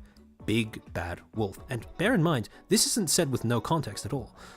A lot of Small Lola's most adamant defenders, and even Small Lola herself towards the beginning of this whole situation when it was bubbling up, were really adamant on defending that the people pointing out the similarities were just haters. The second thing that she says, if I state that I'm fine with it, I disrespect the artists who are working hard to practice and hone their skills over years and years, and many more years. Their love, passion, technical skills, and everything else they put into their work, I'll be responsible for setting a new standard that encourages stealing, copying, and plagiarizing as okay to do. I'm not the damn law. So, remember what I said before when I was talking about, how social media has changed the fundamental model that defines how communication works. This is Shy Lily pointing out that everything has a peanut gallery nowadays, and that peanut gallery is not only watching what you say, but waiting for you to say something. And by calling it out, she has opened up a third avenue that she can now take, which is to point out this, the way that the situation is arranged, rather than just falling into one of the two options of condone or, decry. So, again, she goes on to say, I'm sad that people have to drag my name into drama and forcing me to say something. The amount of notifications I've been getting is insane to me.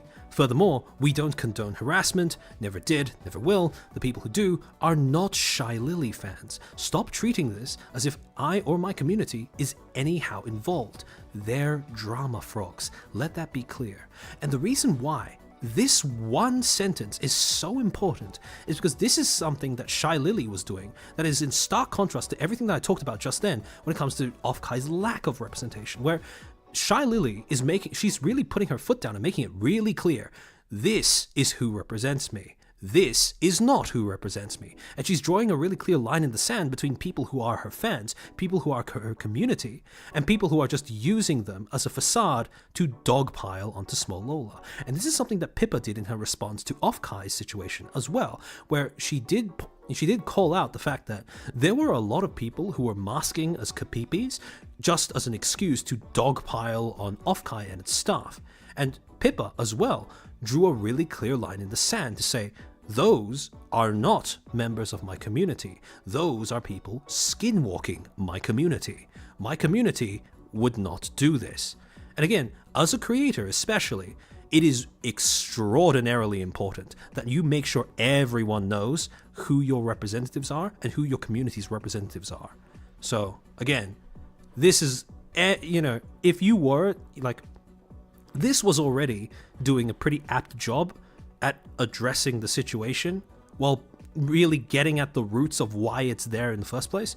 But this really hammers this is the final nail in the coffin, right? Okay, so all this effort to stay out of it just for people to put words in my mouth and slander my community. You do not speak for me. I have a great fan base that I absolutely love, and people who are familiar with me know that my fan base is drama-free. Anyway, have a nice day. I'm back to spending copious amounts of money on anime waifu PNGs in-game. So, again, when you have a problem, when you're faced with a situation where the medium you're using to communicate to your audience and to other audiences that you haven't even conceived of, when you are confronted with the problem of people expecting you to speak up about something, when you're confronted with the problem of that platform being designed to force you to speak out on something, this is the correct way to do it. Because, again, you don't have a horse in this race. If you... you don't have a horse in this race. You can only ever lose if you take sides in this kind of situation. The best thing to do is to call out the functions of the platform, the expectations of drama farmers for what they are. And again, that's exactly what she's done here. So, if you take away nothing else from this, understand that the game is rigged against you if you're facing these situations. And the only way you can win is by refusing to play and calling out the game for what it is. So, thank you for the super, Drill Kudus. At this rate, you should make a seminar on why Twitter is the worst platform. Honestly, if I were to I have like 4 streams now after this VOD goes up, so if I comb through it, I can probably string together like at least 30 to an hour long video on just me shitting on Twitter.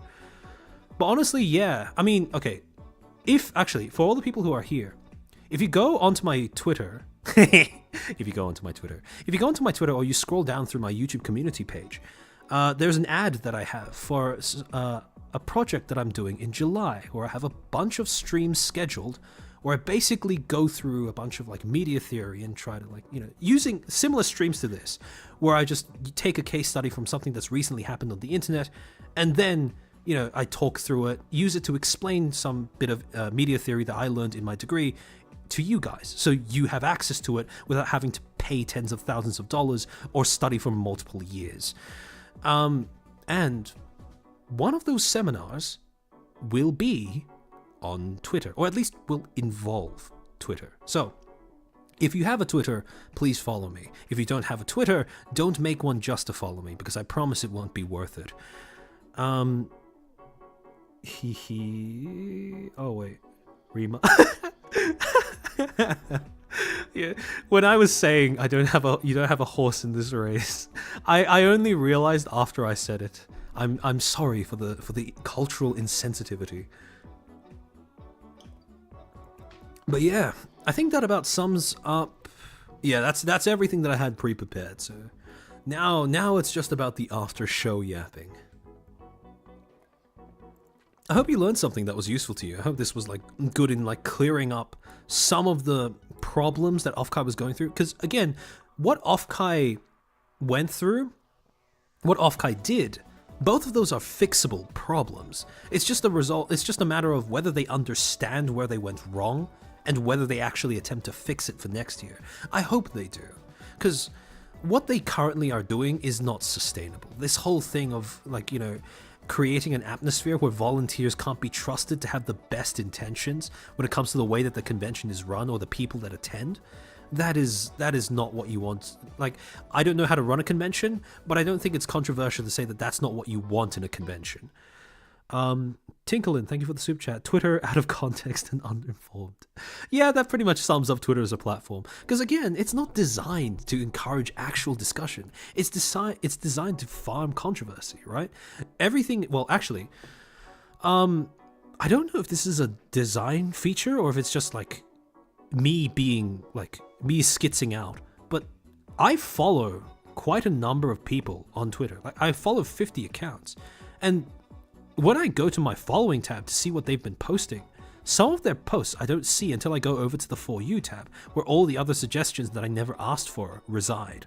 So I don't know if it's just me not knowing how to use the platform, if that's a deliberate design feature, but yeah, that shit's insidious. That shit's insidious if it's actually on purpose, because the only way, okay, a lot of people will automatically decry echo chambers online. And to be fair, if if the main purpose of that online space is discussion, yes, echo chambers are bad. But echo chambers, in and of themselves, if all you're doing is just consuming, like, for example, I mean, if you think about it, right? The time that you spend online can happen in two modes: single player, multiplayer. Multiplayer is when you have like actual discussions with other users and stuff. In multiplayer scenarios, echo chambers are bad. But in single player scenarios, I think echo chambers are actually safer than if you don't have them, because social media is designed to make you feel bad. Like, again, this is like a cliche that you hear a lot. And this is something that, again, like people hear it and they go, oh, what a boomer take, or something like that. But objectively, and this is the stuff that we study in media school, it's actually true that every social media platform, their algorithms are designed to show you things that will elicit negative emotional responses, because those are the ones that generate the most engagement. By the way, that's also why in situations like Offkai, the examples that everyone comes to define a situation by are usually the examples where someone has the most extreme or most outrageous take, because the negative examples tend to float up to the top due to the way that the algorithms are designed. So, again, when you build this echo chamber, when you make calls, when you decide to prune your feeds, when you decide to isolate yourself in a cocoon of, people whose content you actually enjoy, things that you actually want to see, I don't think that's actually a negative thing. And I think that's actually a very reasonable way of protecting yourself from the way that these platforms are, again, designed. It's PvE. Yeah. All of social media is PvE, but it's always packaged to us as if it's PvP. Negative emotions are a heck of a trick. Yeah. Not gonna lie, the background checks by Offkai look very inadequate. Oh yeah, for sure. Because, first of all, I don't think they even do background checks. Because what I suspect has happened, and again, this is just me ratting, right? What I suspect happened was that a bunch of volunteers cherry-picked whatever the tweets were and brought those to Offkai, rather than that being a natural process of Offkai's vetting process. Because, again, if it was a natural part of Offkai's vetting process, they would have picked up on this. Because Kirscha's tweets, the ones that they used to blacklist her from the event, the earliest one dates back to, I think, like April of 2023 or something like that. And this tweet was made in May, so it was well within the range that they were supposedly looking at. So I have no idea why they would pick up on Kirscha, but not on Gustavo, if it actually was a part of their vetting process. And again, that is part of the reason why I don't believe it is, and it's just something that the volunteers cooked up for whatever reason. Or at least, I say the volunteers, but that's not really fair. That small subsect of dissenting volunteers, of problem volunteers. Yeah, Azehara, in quotes, volunteers. Yeah, that's how I feel about it as well. Wonder why they are relying on volunteers' opinion to deny guests in the first place. They are staff, not the organizers. Again, Kirscha said this when she was addressing the whole thing on her stream, but again, when it came to Pippa in the year before, the volunteers ended up walking. Whereas in Kirscha's case, Kirscha was the one who got the boot instead of Offkai asserting that the volunteers should leave. And Kirscha speculated that the reason for that was because she did not have the backing of an organization to say, okay, either, because with Face Connect, again, Face Connect comes as a package deal. You either have all the talents attend an event, or you have none of the talents attend an event. Like this sort of individual discrimination thing, that doesn't fly with Face Connect. And again, I applaud them for that, because that is exactly the kind of environment that would make the talents feel supported and valued, rather than just as an object to generate engagement and advertising money. So the thing is, with that point, because Kirscha didn't come with an inbuilt opportunity cost that was as large as Face Connect's, if Offkai were to piss them off, then she was in her quote-unquote negligible enough for Offkai to drop, which was the main problem. Because again, they ended up paying for that later when the whole Face Connect thing happened. So, yeah, shit. Hello. I think I disconnected for a second. My OBS destroyed itself for a little bit. Am I back? I look like I'm back. We're back? Okay, thank fuck. So yeah, yeah. Volunteers should not be able to make those decisions. And again, this is why I also think that Pippa's response was like essentially ticked all the boxes of what you need in a response like that, because part of it was also asking her fans, like, if you care about this convention, volunteer as well, so the convention doesn't have to worry about staffing issues.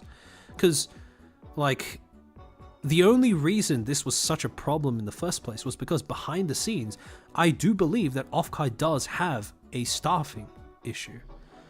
Gustavo cancelled Armchair. And that former Twitch wad made a very severe damning statement during the live portion. Yeah, exactly. It's kind of mind-boggling how destructive 4 words can be. FaZe's decision, not ours. And just like that, you've tanked the reputation of your thing. With like, you know, you spawned millions and millions of posts and stuff speculating on what the fuck was going on for at least the next few days. Because, again, remember that the speculation only held water because of that response. And because of how that response invited people to critique this whole thing to do with Gustavo's social media footprint. So yeah. Yeah, Pippa does do good PR. Rats came out.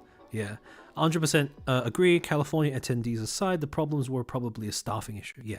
So again, like I said before, everything that goes into PR, right, is the stuff that you don't assume is PR. Because fundamentally, I do believe that the public's perception of what constitutes PR and what doesn't constitute PR has been skewed by the fact that we only ever notice when it's bad PR, whether it's bad because of, you know, it doesn't work, or it's bad because it works in a really unethical way.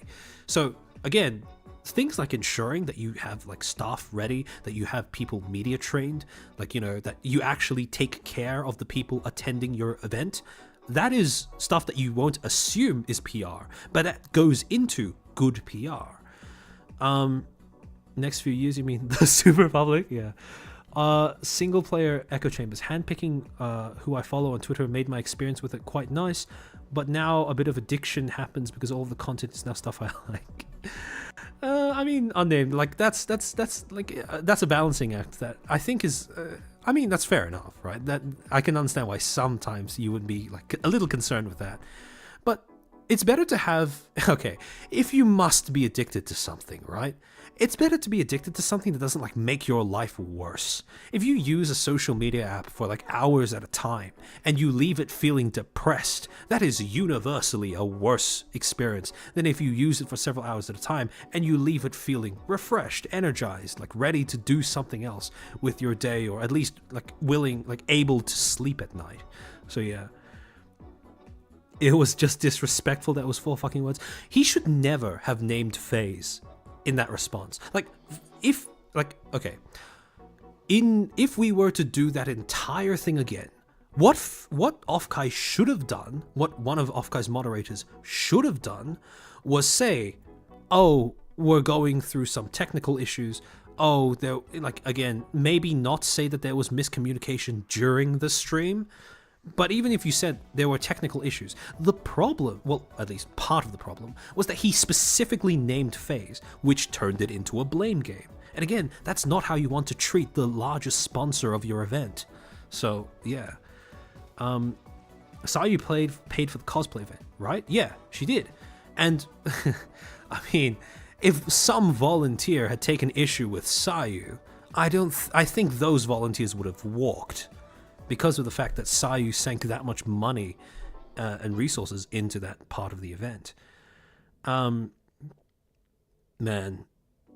technical difficulties would have been so easy. Yeah, exactly. Like, okay, even if it was literally just those 2 words, technical difficulties, full stop, that would have been like cut, but it would have at least refrained from, like, you know, fucking name dropping FaZe for no reason. Say it's made my life better. FaZe's decision, not ours. Famous last words. Gustavo cannot and should not speak for FaZe. No, the thing is, he didn't speak for FaZe. He spoke for Offkai, and that was like the worst mistake that Offkai made. So yeah, Sayu has also grown to have a more dedicated following. Oh yeah, for sure. I mean, like, I would expect so with all the fucking struggling that Sayu had to do to get what she has now. Like, holy shit, that woman's been through hell and back. Old school TV broadcasting speak? Yeah. It would have been even worse if they tried to cancel Sayu. Oh yeah, yeah. Like, I mean, it's how do I say this? When you have a humanized organization, right? So in, like, VTuber organizations, their default mode is being humanized because they trade on human capital, right? The resource that they give the audience is based around their talents. So when you have a humanized organization, and if it for whatever reason comes into conflict with another humanized organization, it becomes a sort of tug of war to see who has more clout, and that tug of war determines who gets more support from the general public. But in Offkai's case, they didn't have a humanized image. They didn't have anything to humanize them because, like I said before, they don't have a leader, they don't have a spokesperson. So what ended up happening was you have Face Connect, which is, like I said, a very humanized organization, and you have Offkai, this faceless thing that is supposedly screwing with their talents. And of course, the reaction is going to be a defensive one, where the public is instantly going to assume the worst, especially in context of what happened to Kirsha, and start coming to the conclusion that this was deliberate sabotage. Because it's not a matter of he said, she said. The he said, she said is predetermined as a direct result of Offkai's lack of representation, or lack of a representative. So yeah. Hell, we humanize FaZe as the Menhera agency. That's true, that's true. The Menhera bit is like, I really do feel like that has gone a long way towards making FaZe just okay. To be fair, like I'll like meme about how FaZe is like famous for being the Menhera agency or whatever, or how, like, you know, their default state is being humanized because they're a VTubing company. But like, even Face Connect's management is humanized for good reason. From everything we've heard from the talents, like Mume, Aiko, Cece, Cookie, like, they put in the hours necessary to take care of the talents. They actually, like, care about taking care of the talents as well. And like, from like, Fishman definitely seems like he does as well. And like I said before, this is all the shit that goes on behind the scenes that goes into good PR, even though we wouldn't assume that counts as PR. So like, I think I said this in my second stream where I was talking about the Zion video, but like, the best PR representative you can have is a talent who is happy where they are and won't shut up about how happy they are. Because, like, that is worth infinitely more than, like a forced tweet saying, like, I love my family, or some shit like that. So, yeah. Whole has Achan and Nodoka now. Yeah. So Hololive has also managed to humanize their management by quite a bit, all thanks to Achan and Nodoka, as well as Yagu himself. So, to some extent, V Shoujo has also accomplished the same thing, because Gunrun is like a very, like, he has become a very popular management figure. Spencer, thank you for the super chat. Sakuna has the least capricious monkey sport ever. It's kind of funny. It's part of the bit now. It's part of the bit. But yeah, thank you artists. Yes, that was the thing I was thinking of. Niji family and thank you artists. Like I said, right? The worst PR is the PR that you can easily tell is just being done as a PR move. And the thing is, PR can only be good if you put in the work behind the scenes and beforehand. And Niji, I think it's no contest to say that, like, they have not been putting in the work behind the scenes. So, yeah, Gunrun is also managed to be the positive face for V Shoujo. Yeah, exactly. Thank you, artist was hilarious. It was. Yeah. Yeah. A family. FaZe being a humanized agency being run by a fishman. That is kind of funny, yeah. Actually, time to dunk on it. I try not to do it too much because I don't want it to be like my shtick or anything like that. I don't want to become a Niji Sanji VTuber because that has not been working out very well for the Niji Sanji VTubers. Vshoujo has, thank you for the super chat. Vshoujo has the happy talents, won't stop talking about it, how much they love Vshoujo and the management, good PR in spades. It's never ending. And in no small part because they are a rehabilitation facility. It's like I said, in previous streams, I think when it comes to like just having talents be happy and using that as your PR, I do think Vshoujo has a little bit of a leg up above the other agencies because of the sheer contrast between their work environment and the work environment that the talents that they have come from. So, yeah. Will I do Wachter? Most likely not. And the reason for that is because Wachter is a dead company. Every time it tries to poke its head above ground, every drama tuber, every news tuber, every commentary tuber, and their dog and mother are going to be pulling up with tanks to blast them back into the hole that they came from. So I don't think it's any exaggeration to say that Wachter is like completely dead. Wachter has a lot of hidden context and subtext in Spanish as well. I mean, again, on top of that, like, this is another thing that I was considering bringing up during the Ilara segment, but Ilara's like content style where she's willing to bring on like interviewees and stuff like that, or at least, well, I say content style, but this is like the first time she's done it. The fact that Ilara's willing to bring on interviewees and stuff is something that I like really respect, because it's not the kind of content that I would do, and that's not because it's like, not because I think that kind of content is bad or anything, but mostly because of like my content style is it's more like autopsy oriented, and it's kind of hard to do that when the subject is like squirming in front of you. So usually I wait for like, the way that I like, you know, talk about things is usually when something is like very clearly like done with and a little underreported on, in my opinion. And while Wachter satisfies the done with criterion, I don't think I have much to add on that subject either. Nothing that hasn't been said by other people already. I mean, part of like making content and like deciding what to talk about comes from first observing what other people have been saying or what other people have said as well. Thank you for the super chat, Rue. Proposition, VTubing agency review, Tiezu style. Okay, so honestly, what I am thinking is I might do like a tier list for like this style of tier list for something. I know that Rima and Nasagi already did one for VTuber graduations or terminations, but I might consider doing one for like just in terms of like PR crises or something like that. And also I am tossing up doing a stream where I take these models, right, these PR comms models, and try to see where major VTubing agencies fit in here, or which model I think they are using. Because you can see how these, like, depending on which model you use, the way that you communicate with your public comes across really differently.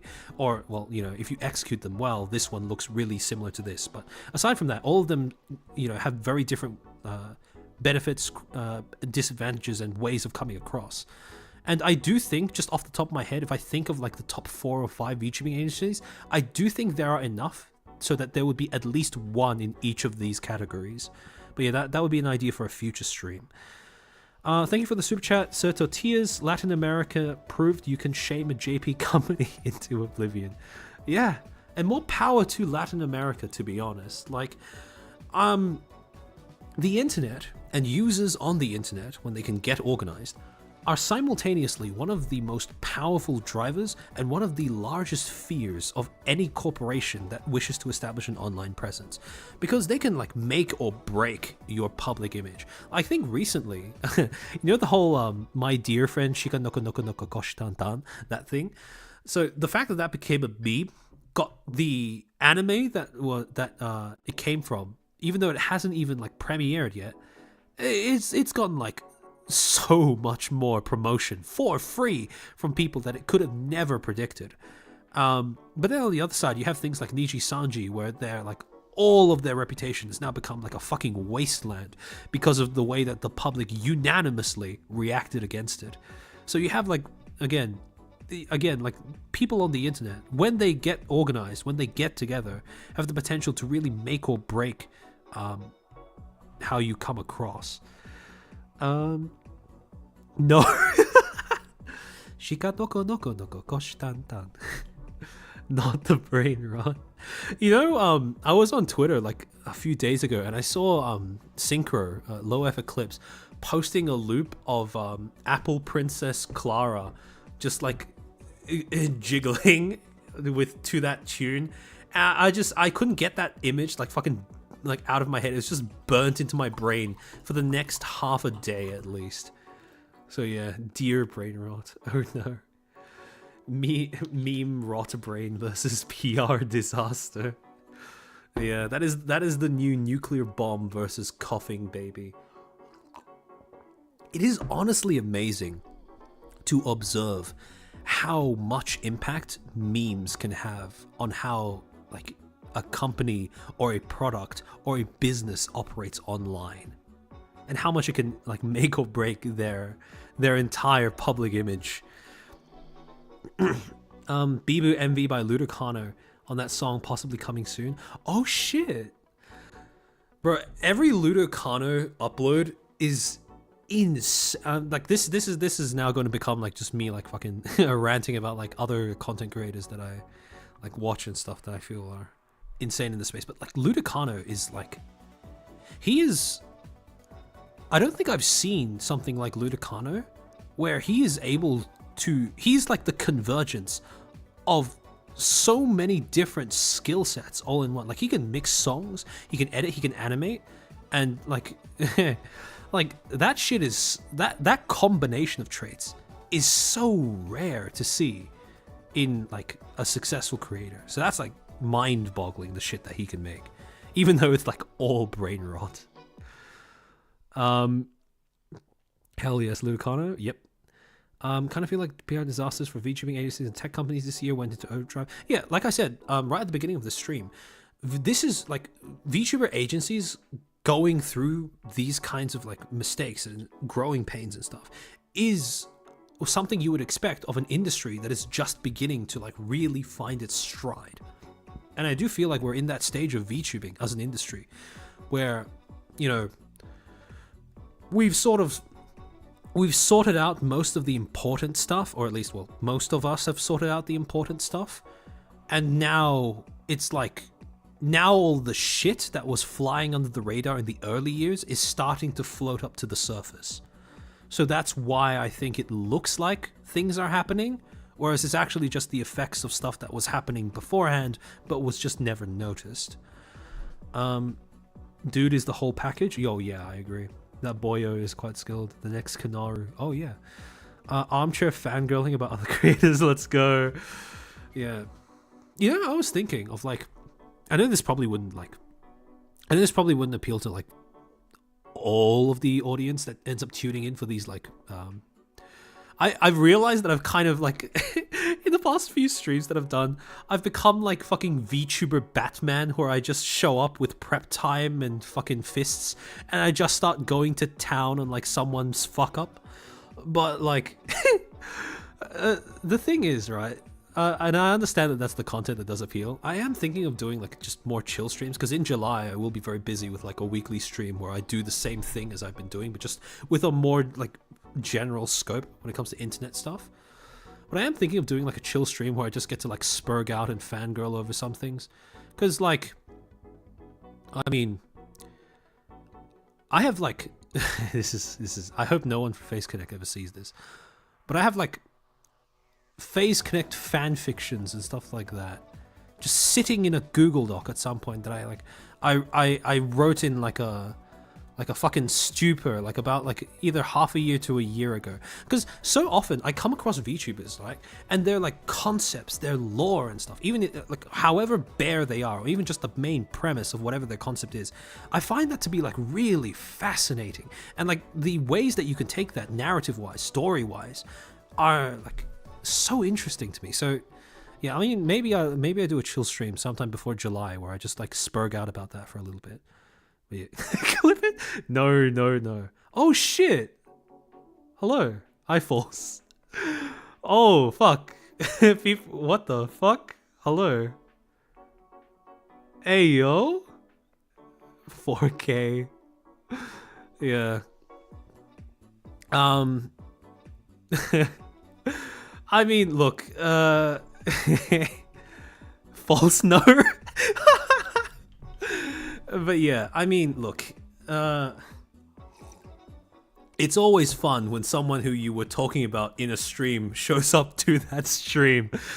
Clip it and shit it. No. But yeah, I mean, actually, yeah, False, while you're here, I hope you're ready and prepared for when VTubing becomes big enough for mainstream journalists to try and like muscle their way onto the scene, because we are going to need people like you to push back against the tide. Honestly, I am like, like when you think about it, right? So what I was talking about earlier about like things happening early on in like VTubing's industry, like when it was like growing, right? The timeline, like some of the things that happen early on in the timeline can go on to have like such bleak consequences. Because, and I'm just saying this because like False showed up in chat and like it's now on my mind. But like, I want you to imagine what they will have agendas to push. Yep, for sure.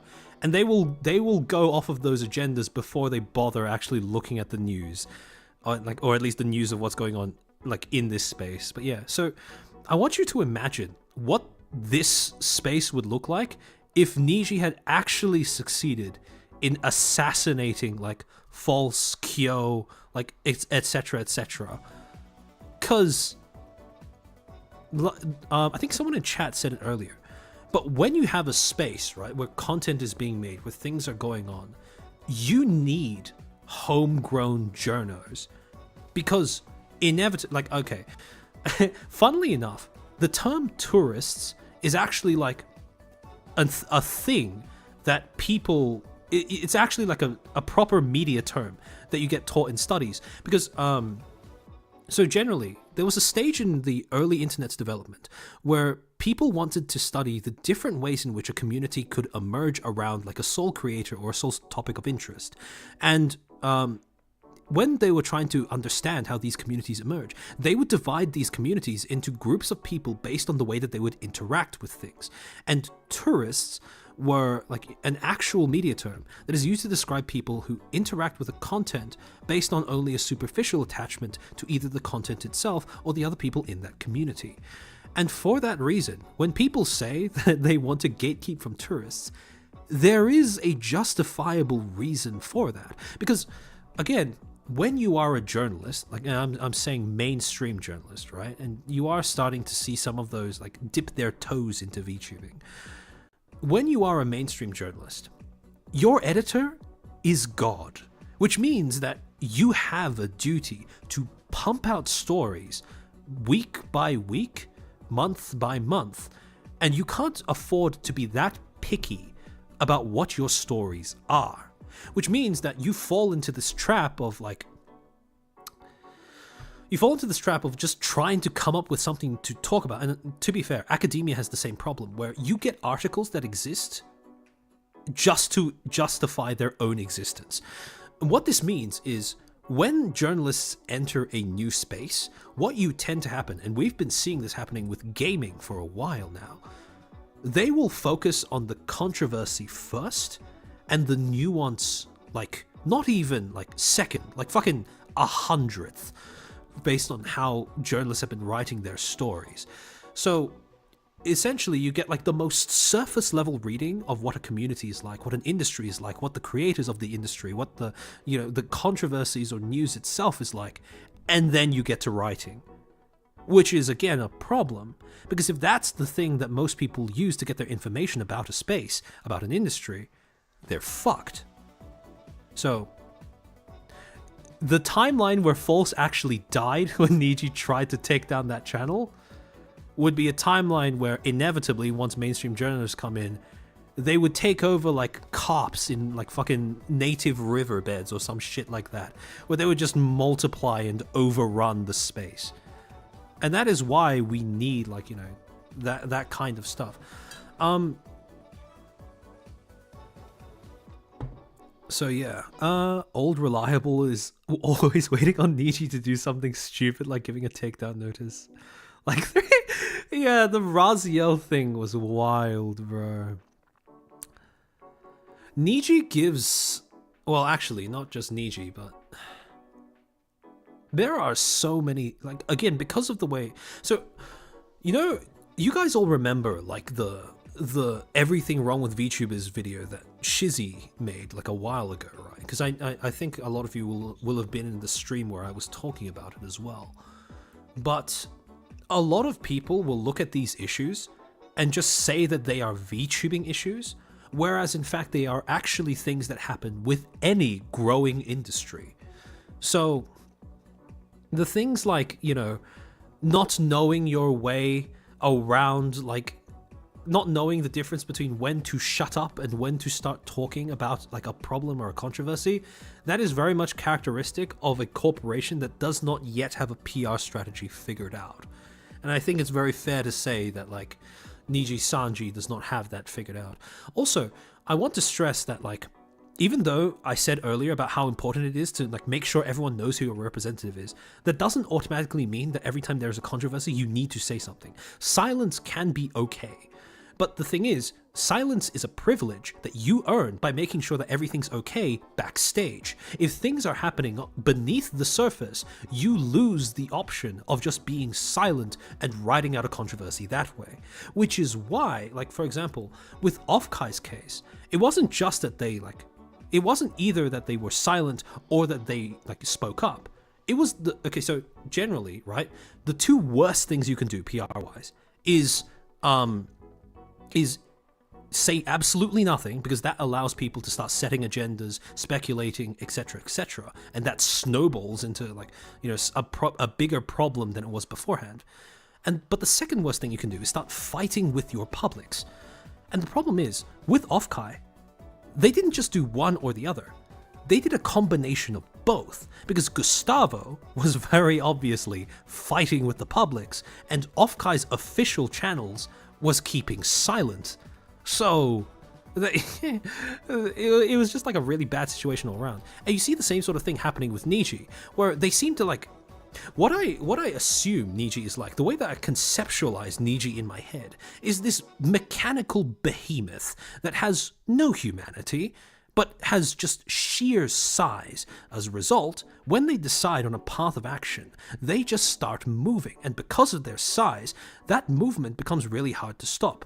Now, if their intention is to crush you, that can work out pretty well for them, because again, it's really hard to stop them moving towards you. But at the same time, their sheer size and all the bureaucracy that goes into, like, you know, whatever it is they're trying to do ends up lagging their response time. So in the event that they're swinging towards a moving target, what they've essentially done is it's like trying to swat a fly on your face when you have 10-second reaction time, you know?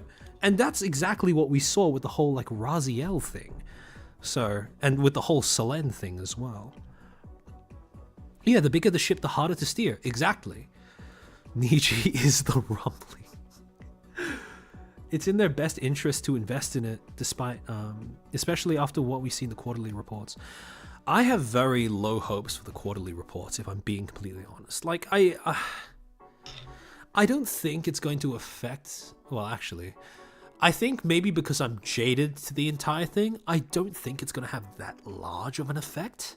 But, like, Dark Souls bosses. But I do hope that at least it forces the stock the stockholders to like actually speak up and do shit. Because frankly, oh shit, thank you for the super chat, TV table tray.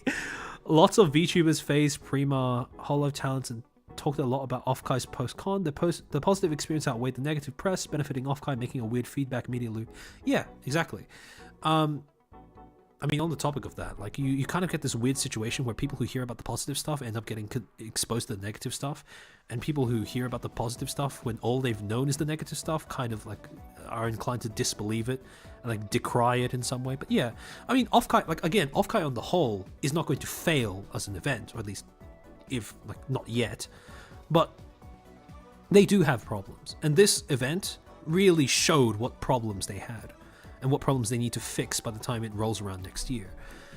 But yeah, on the topic of what was I talking about again? Oh yeah. So when I was reading the stockholder meeting from the last report that Niji released, it was fucking mind-boggling. Some of the stuff that Tazumi said, like, what was it? This is not a company where we invest billions of yen only to recover it years later. Like, who the fuck says that to their stockholders' face? Like, hello? Are you ill? What? Like, I don't know. After seeing that, I really don't feel like anything large is going to come out of the quarterly report. Because, like, I really do feel like anyone who's only looking at Niji as a reasonable investment has left already, and now it's just like copers. But yeah, does a company's overall business plan dictate the PR plan they will choose? That's a good question, Shadowtech. And again, I want you to bear in mind that when I answer all these questions, I'm doing so just from like my own basic media training, right? There is some relation between a business's chosen PR model and their business practice. Like, for example, businesses that trade on human capital, like VTubing agencies especially, or like even like an MCM, like a talent management company for like a YouTuber or whatever, those will generally tend towards more two-way models because of the fact that their audience is so important in what content they make. Whereas, for example, like Nestle is not going to care about what their audience has to say because their audience is like eating I almost said eating the shit, but eating the product that they put out. So, it's just, and it's raw produce, right? It's not like, a dish or something. So, for example, a restaurant might have asymmetrical communications model, but a greengrocer's is probably going to have either a press agent or public information because there's simply no reason why they need to take into account the response from their whoever their demographics are. Oh shit! Thank you for the super chat, Miku. Looking at investor discussions on Yahoo Finance JP, majority appear to be techno bros or venture capitalists. Only a few actually watch the talents made because fans would rather spend on merch. Yeah, and I mean, if they watch the talents, I very much doubt that they would want to keep investing. Not because the talents are like necessarily bad, but just because if they've kept track of how the talents are doing, it's pretty obvious that Niji doesn't have a sustainable way of supporting their talents. But yeah, anyways, so yeah, something like Nestle is mostly going to care about how they come across or what messaging they carry across to their publics so that their publics can be persuaded to buy more product. On a side tangent though, some entertainment industries, okay, so how do I put this? I said before that asymmetrical is really difficult to tell apart from press agent when you do it well. But it's also really hard to tell apart when you do it really poorly, because a fucked up asymmetrical model looks very similar to a fucked up press agent model. And something that falls into that category, or an example of an entertainment industry that falls into that category, or an entertainment service provider, would be Disney. Now, this is something that says Another possibility is that Riku is well connected. Yeah, maybe. So the thing is, with Disney, they've been putting out shit movies for a long time. And because of how little that shit has changed, it's very easy to just view them as a press agent model. However, there are like the barest hints that the criticism they've received from the general public is beginning to affect them. So it is possible that they are asymmetrical, but they look like press agent. Disney also has this problem where, okay, so earlier on I talked about how, again, the concept of the modern audience, and this is something that I think Kirsha herself has like spoken about quite a lot on her channel. The modern audience doesn't work as a promotional term because of the fact that audiences are by definition undefined and inhuman. You cannot market something to an audience. You can only market stuff you can't market something effectively to an audience because you don't know who that audience is. It's only when you start specifying and defining them into the form of a public that you can get really effective marketing. And that's part of the reason why the phrase, the modern audience, whenever you see it in a promotional campaign, whenever you see it being used to justify a business decision, that is textbook case of a company not knowing what their demographics are. Because again, that is not a demographic. That's just a generalized entity. So yeah, modern audience. Star Wars acolyte shows they haven't learned. It was really funny to watch them have like a campfire in space. Very cozy imagery. Wherein I hate how they're making real-life versions of their animated movies.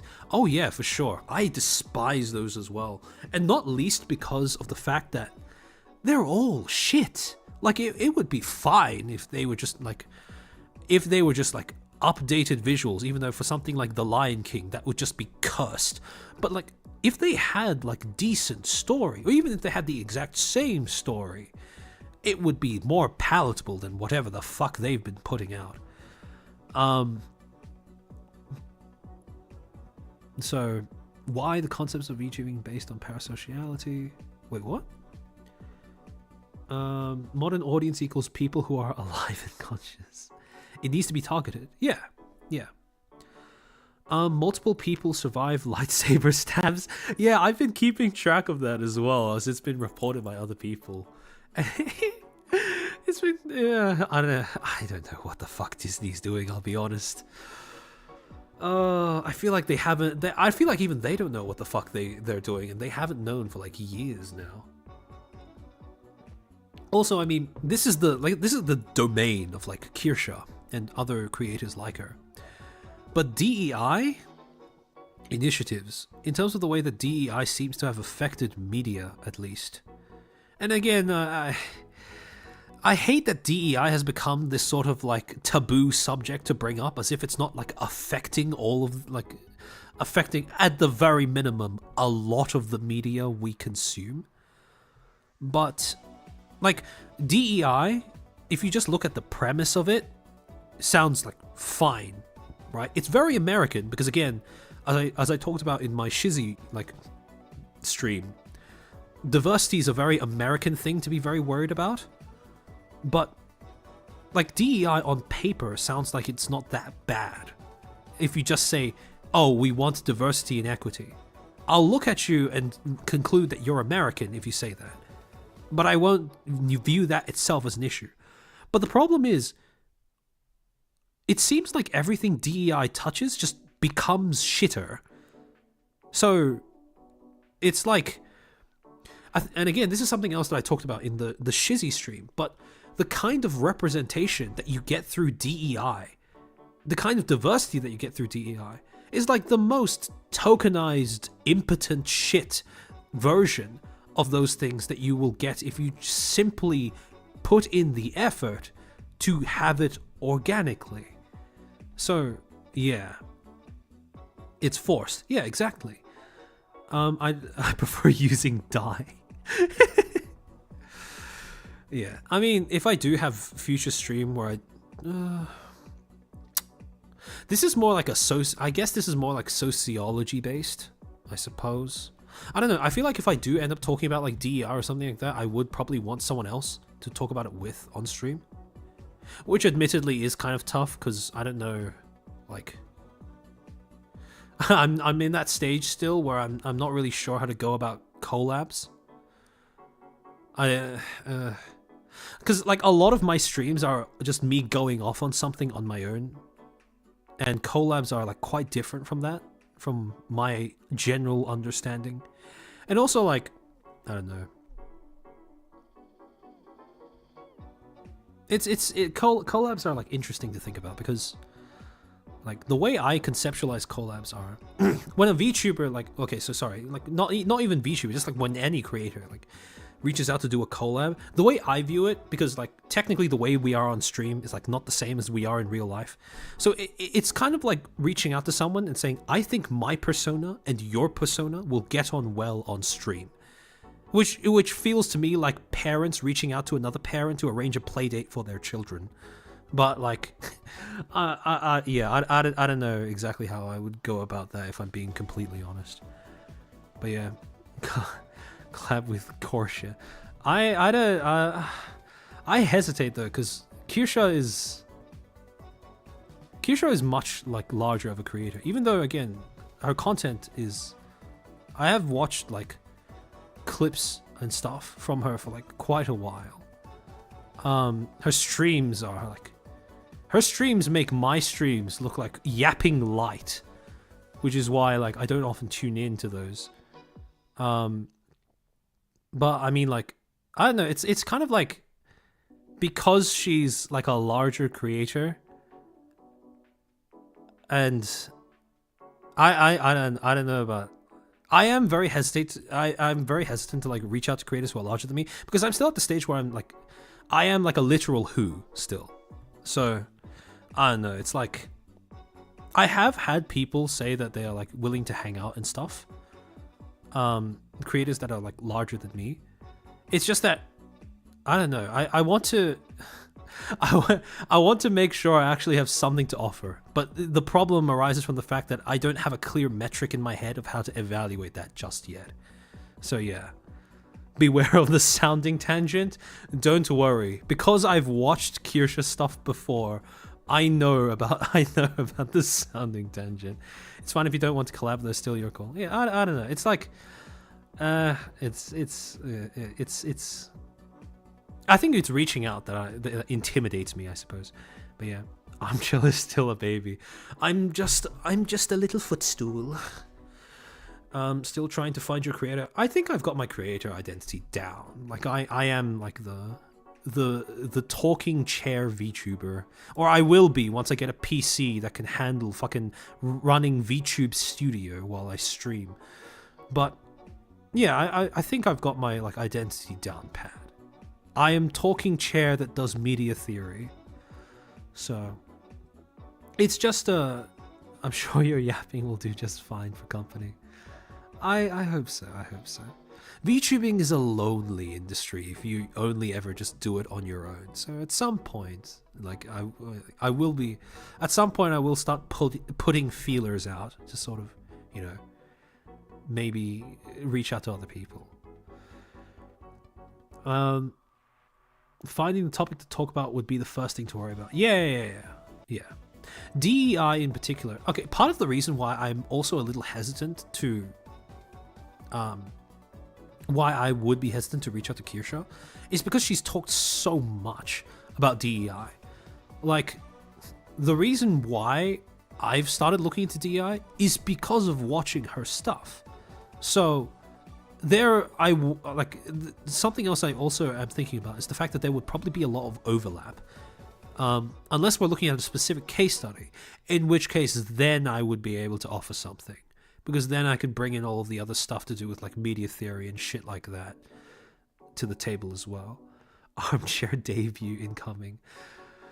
Maybe. Oh, actually, at some point I will have like as much of a meme as it has become a debut, like a proper like VTuber debut. But that might not be for a while because I'm still like, you know, I haven't got a PC yet. This is all like done from, I'm reading chat off of my phone and I'm streaming from a laptop. So yeah, if you need help reaching to anyone, I'm autistic enough to just message anyone on your behalf. I appreciate that, Asahara, but at the same time, I also don't like the idea of like reaching out to people for like through other people. I don't like using people that way, because it's just like, I think it's a bit of like a, I think if you want to collab with someone, you should have to ask yourself. So I appreciate it, but I don't think that will be necessary. Nasagi learned that eventually. It's how he ended up befriending Parrot and Rima. Yeah. How has your setup not caught on fire? There have been several. I don't think my mic has picked it up, but there have been several times over the course of this stream and many others where my laptop has started turning itself into a jet engine. So yeah, I expect good rigging on the chair legs to move. No, I will. The chair legs won't be moving. I already have a model that was provided to me very kindly for free by Shezen01 on Twitter, and it is like it does everything I need it to do, which in terms of like expressions, like movement and stuff like that. The chairs don't move, but I don't think I need that because I am an inanimate object, right? Guys, it's okay if you objectify me because I am. That is my lore. But yeah, so I will be using that VTuber model when I do end up debuting. So my high expectations are neurobred. Just saying, because it seems most VTubers can't seem to feel bold enough to communicate with other creators, and they keep looping into this. Yeah. I understand that. I understand how they can get caught into that loop, but I think right now what I'm doing is I am beginning to get comfortable with just yapping on stream. So it's just a matter of like, usually when I yap with the mindset of, I go into it with the mindset of I'm going to be the only one talking. So I get to like put myself in this trance where I just fucking spit shit for like, 2 hours, 3 hours or so. But with a collab, that's going to be a whole different set of skills and stuff like that. So, and something that again, I have yet to really like put onto the test. Lol, computer ready to take off. I am a chair. Exactly. I am a chair. Will the cushions be the mouth? No, the mouth. I will still be a disembodied voice that will only reside in your head. There will be no visual stimuli accompanying it. But you will know when I am speaking because I am in your head. Certified yapping chair. I'm trying to find an artist at the moment who can draw me some emotes so that I can open memberships and actually have something to offer that way. But usually when I get like professional work done, I am friends with a few artists IRL, and I only want to use artists that I know in real life, because that way if they fuck me over, there are real life consequences to that. So yes, love it. I've already started thinking about what emotes I could have. But yeah. Talking chair from Pee-wee's Playhouse. I have never seen that. Parrot is the sound in my head. Parrot, for a while, when I first started watching like VTuber content and I was watching like Parrot stuff, like, and again, this is something that I've seen in like a lot of members of his audience, where we can't, like, every time we read something that is in green text, we just hear it in like angry Colombian screeching. And it's like that's kind of perfect. I am haunted chair. I will find you artists and you will pay. Yeah, that's not too far off. For legal reasons, that is a joke. That is a joke. For legal reasons, that is a joke. But yeah. It's a lot harder to screw someone over when you actually have to come face to face with them on like a semi-regular basis. Or at least when you know them in real life, Sort of telling. I'm excited for WWE steel chair outfit. Numbers. Yes, numbers. We buy. Yeah. Buy. Parrot has made a big impression in that sense. Oh yeah, for sure. This space would not be the same without Parrot. like, I don't know. They're like every entertainment space has its own set of creators that go on to like define it or the way that it works. And I feel like Parrot has definitely established himself as like one of the unique features of the VTubing landscape. Same with False, same for creators like Rima, Nasagi, and I mean like these are creators that like not like you know, they are VTubers, but their main content is around VTubers rather than being VTubers, if that makes sense. But yeah, Parrot has become the voice of 4chan. Yeah, pretty much. Yeah. Parrot's voice in some clients I had is the reason I jump into the community in general. Yeah. A moment of silence for the heroes who preceded Parrot. Yeah. I think there was a stream where Parrot was having a collab with either Nasagi or Remo or both, where he said that before he started making content, he thought that the way he spoke English was the way that everyone spoke English, and the thought of that is just really funny to me, because imagine if every English speaker sounded like Parrots. That would be glorious. Put me in the video, Schizo Parrot. Yep. You're at 1.2.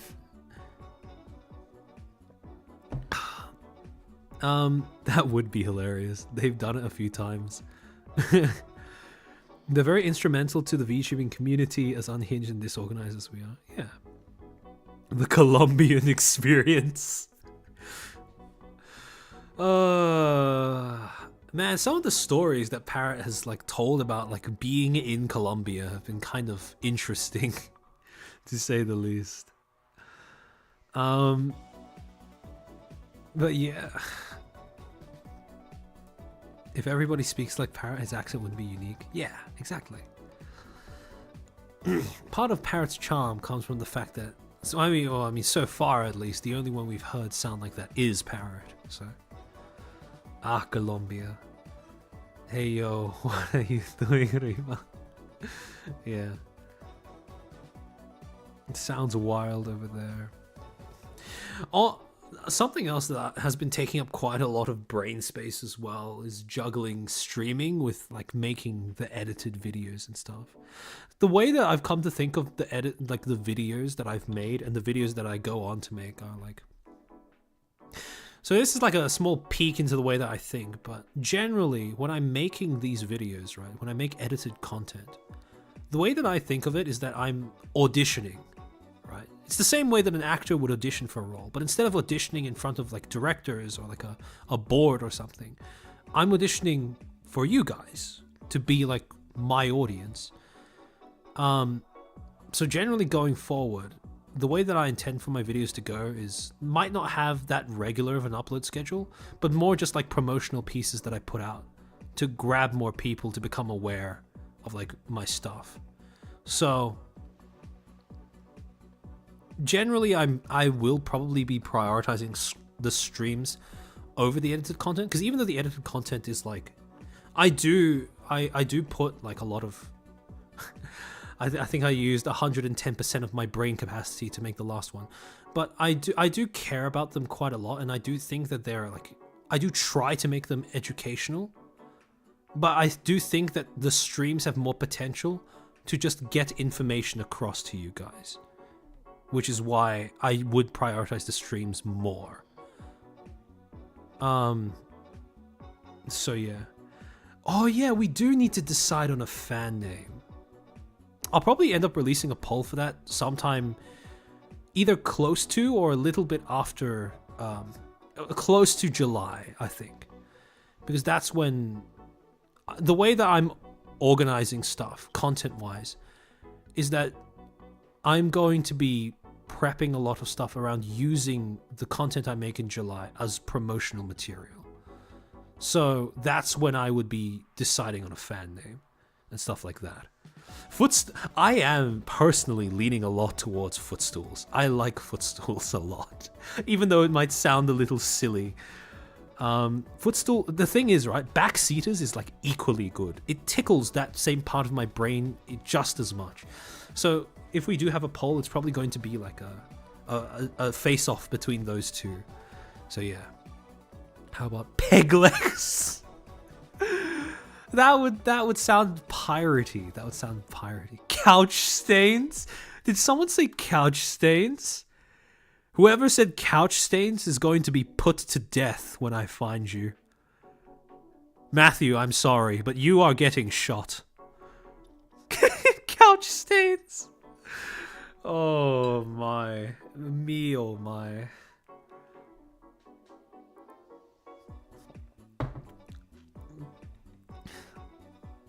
I'm in Sydney. Be careful what you wish for, Matthew. One day, one of your chairs may suddenly start speaking, and that chair will be me. Armchair expert? Wait, there's a Niji town that's Colombian. It was revealed that Michi and Tenjin are cousins, are IRL. So what if Pirate and Rainbow are cousins? That would be very funny. I would not allow any family member of mine to enter that hellhole, though. That's nasty. Yeah. I'm thinking about sending you guys off on a raid in. I think Sayu starts streaming Hag Emblem again in 10 minutes or so. But yeah, I mean, for obvious reasons, I won't be raiding into a Phase Connect talent after doing this stream. But yeah, I might just, well, if you're okay with that, I might just chill for like a few more minutes until Sayu starts her stream, and then we will raid into that.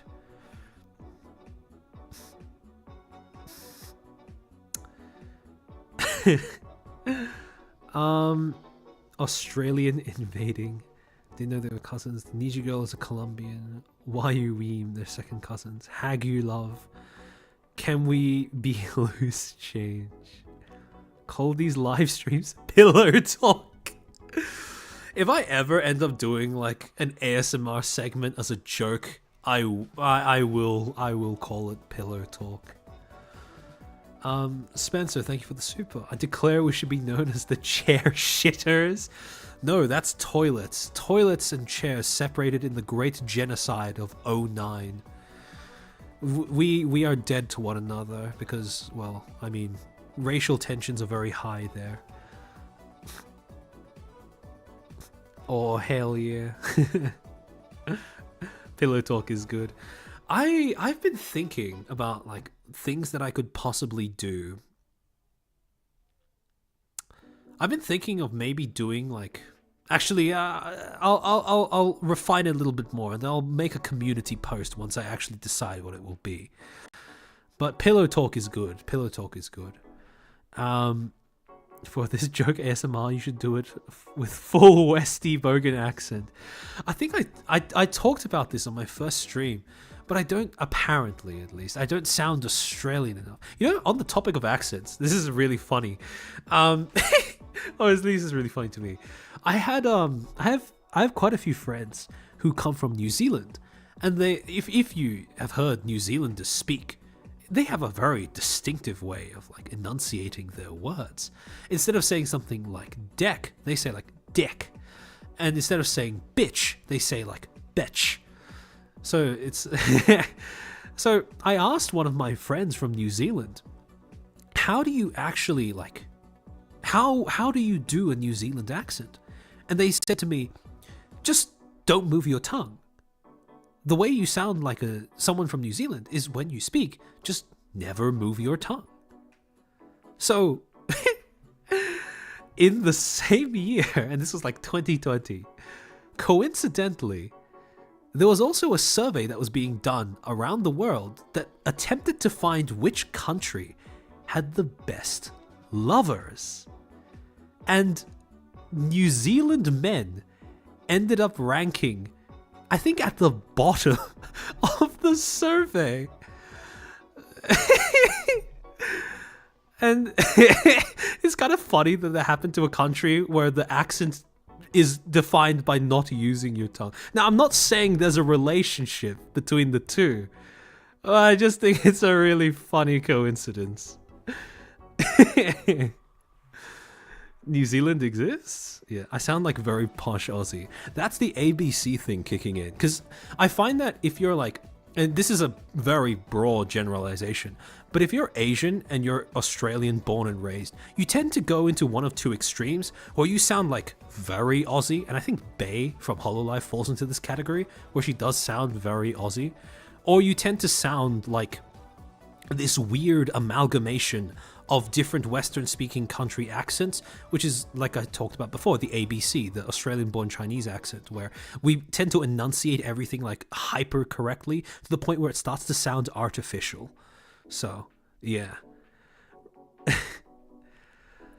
Bae is very Aussie. Yeah. I remember so distinctly, like one of the first times that I watched a clip from Hololive was a Bae clip, and the instant I heard her voice, I was like, holy shit, is that Australian? And then I went on Wikipedia, searched it up, and yeah, she did turn out to be Australian. So I think I've developed the ability to now instantly tell when I encounter one of my countrymen speaking in the wild. Maps without New Zealand strikes again. The bit of New Zealand never being put on maps will never get old. That's literally me. I cannot stand the French accent, so I just patchworked one out of all the English talk I've absorbed. Himemiya Rie is the... I think Himemiya Rie... I think Rie is an example of an ABC accent, which is like an Australian-born Asian accent that is unique to our particular demographic. So yeah. There are moments when Rie speaks, and I do think there's like a little bit of Aussie twang in the way that she speaks, but for the most part, it's very like ABC, I think. It could be heard since her debut. Jidon, my soul. Jidon, my soul. We unfortunately lost an Aussie now that we have two Aussies in Hollow Stars. Yeah. Rie will say certain words and her accent will slap you in the face. Yeah. It's it's always funny when you have like one or two words in particular that you say that make you sound like hyper Australian out of nowhere. Spencer, thank you for the super. ABC is similar to the too cultivated Australian dialect. Yeah. Similar to the cultivated Australian dialect. Yeah. Actually, on the topic of Australian accents, I like in my penultimate year of doing my degree, we actually got given a case study where we had to look at how exactly Bluey, like the cartoon about blue dogs, became such a massive cultural export and made it inflated Australia's soft power capacity by like a magnitude of 10 because of how much Bluey has gone on to shape or influence other Western cultures. The whole thing about kids actually developing Aussie accents in other countries simply from watching Bluey is wild to me to think about. Because, like, can you imagine just like your baby just looking up at you one day and going like, "Arnar, I want to watch a little bit of Bluey today." I can't do the stereotypical Aussie accent because it always turns British towards the end. But like, yeah. Oh hell yeah, the whole nar thing, like I understand where it comes from, because with like really twangy versions of the Aussie accent, the nar thing is like especially like significant, but I really don't hear nar that often. Like most people just say like no, or at least that's the way that I've like come to understand things. Oi nah bruv. Bluey is fucking insane. That thing gives me chills. I can hear Remy down under noises. My accent is shockingly neutral. I was so surprised. Yeah, I do get that quite a bit, where people tell me that I don't sound that Australian. And I do have to like try to sound Aussie. You know, something odd that has happened quite a bit in my life is I've had quite a few people like just straight up tell me, "You sound like a white person."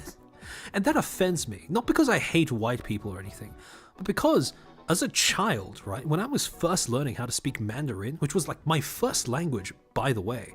So when I was first learning to speak Mandarin, and I was doing this like around my grandparents would like laugh and point at me and tell me that I sound like Kevin Rudd.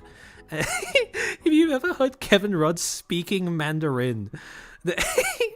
It's to be born Chinese and to have people laugh at you and say that you sound like Kevin Rudd I'm still not over that. Yeah. Uki? Let's go, Kevin07. I do sound white. Yeah. And that's like fair enough. That's fair enough. But yeah, white guy speech. Being chilling. You know, after I saw the John Cena meme, there was a while where I actually could not pronounce being chilling properly in my native language because I'd been so like, it's been so ingrained to pronounce it that way. Kevin. 早上好中国现在我有冰淇淋 Like I actually had to try for like multiple weeks to go back to being able to say Bing Chilling instead of Bing Chilling. So I still don't know what that means. 早上好 means good morning. 中国 means China. And 现在 means now. 我有 means I have. And then Bing Chilling is ice cream. Bing stands for cold and Chilling stands for, I believe, I think like froth or something. But yeah. Minus 99. One of the funniest videos that I've ever seen is like the mistranslated version of like John Cena talking about Lao Gan Ma. Like the whole like, I'm currently in a Chinese concentration camp. They are forcing me to eat my family. Like I just fucking broke down when I read that for the first time. Froth and beaten cream. Yeah, pretty much. Your rendition of the meal is free in my head. Spencer, thank you for the super chat. You sound like you come from Melbourne. Oh, that's interesting. I've never been to Melbourne, but it is interesting that I sound like I come from there. Accent cream. Yeah. Chilling might be cream, or at least like aerated cream or something like that. That is not a compliment. No. Off topic, but I always forget the guy that makes the beautiful Made in Abyss OST, Kevin Penkin, is your typical Aussie bloke. Yeah. I didn't know that Kevin Penkin was Aussie either until I watched him appear on Trash Taste. So, man, Kevin Penkin is such a virtuoso when it comes to making music. Actually insane. I asked that as a Cantonese American, we speak different languages. Ah, I see. I came from Melbourne too. Oh, okay. So I guess that makes sense then for you to make that judgment call. Melbourne has huge ABC community. Yeah, I mean, quite a lot of friends that I have over here who are also Chinese come from Melbourne as well. A lot of cultivated Aussie Australian speakers. Yeah, Trash Taste mentioned. Like, I like to think that when it comes to like VTubing, I have another like chill stream that I'm thinking of doing is just like talking about how I got into VTubing, how I transitioned from being like a quote unquote normie into like being a VTuber fan. Because I do feel like the way that I got here is like pretty typical, I do think. But there might be enough material, might be enough content, but yeah. I think it's also funny. He said music is just beeps and boops. Yeah. Sayu's live? Alright. Let me transition over to the abduction screen. Alright. We will be